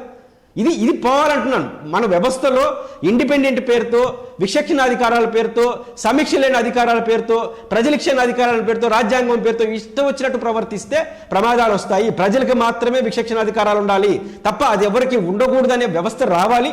ప్రతి వ్యవస్థకి న్యాయ సమీక్షకు గురి కావాలి. న్యాయ సమీక్ష ఉండాలి, అసెంబ్లీ సమీక్ష ఉండాలి. ప్రతిదానికి కౌంటరు లేకపోతే విచక్షణాధికారుల పేరుతో విచక్షణ లేనటువంటి పరిస్థితులు వస్తున్నాయి. మనలాంటి వాళ్ళైనా, మన ఒక రాజకీయ పార్టీ నాయకులు అంటే నాలుగు మడతేస్తారు, వాళ్ళకి అనుగుణంగా మాట్లాడతారు. మనలాంటి వాళ్ళు కూడా నాలుగు మడతేస్తేనే ప్రమాదం వస్తుంది. మనం నాలుగు మడతేయకుండా అన్ని వ్యవస్థలు ఇండిపెండెంట్గా ఉండాలి. ఇండిపెండెంట్గా ఉండాలి అంటే సమీక్షకి సిద్ధపడాలి. సమీక్ష లేని ఇండిపెండెంట్ వ్యవస్థ ప్రపంచంలో ఉండదు. సమీక్ష ఉందంటేనే భయపడతారు, సమీక్ష లేదంటేనే కూడా ఇచ్చలవిడతనం వస్తుంది. ఏ వ్యవస్థలో అయినా సమీక్షకు లేనటువంటి పరిస్థితులు ఉన్నప్పుడు మాత్రమే ఖచ్చితంగా దారి తప్పుతుంది. సమీక్ష ఉంటేనే ఇండిపెండెంట్గా ఉంటారు. ఇట్లాంటి సిస్టమ్ న్యాయ వ్యవస్థలో, పార్లమెంటరీ వ్యవస్థలో, రాజ్యాంగ వ్యవస్థలో, గవర్నర్ వ్యవస్థలో, ముఖ్యమంత్రుల వ్యవస్థలో, అన్ని వ్యవస్థల్లో వచ్చినప్పుడు మాత్రమే తప్ప పరిష్కారం ఉండదు. నా డిమాండ్ రఘురామకృష్ణరాజు గారి పైన ఇమ్మీడియట్గా ఎఫెక్ట్ డిస్క్వాలిఫై చేయాలి. ఆంధ్రప్రదేశ్లో నలుగురు ఎవరైతే తెలుగుదేశం నుంచి దారి తప్పారో వాళ్ళపైన కూడా డిస్క్వాలిఫై చేయాలి. ఈ రెండు ఏకకాలంలో జరిగినప్పుడే ప్రజలకు ఒక విశ్వాసం వస్తుంది. లేకపోతే ఎవరు రాజకీయాలు చేస్తూనే ఉంటారు. థ్యాంక్ యూ అండి. సుందరరామ శర్మ గారు, సుబ్బారావు గారు, కృష్ణరాజు గారు, కృష్ణాంజనేయులు గారు, పురుషోత్తం రెడ్డి గారు. ఇది పరిస్థితి.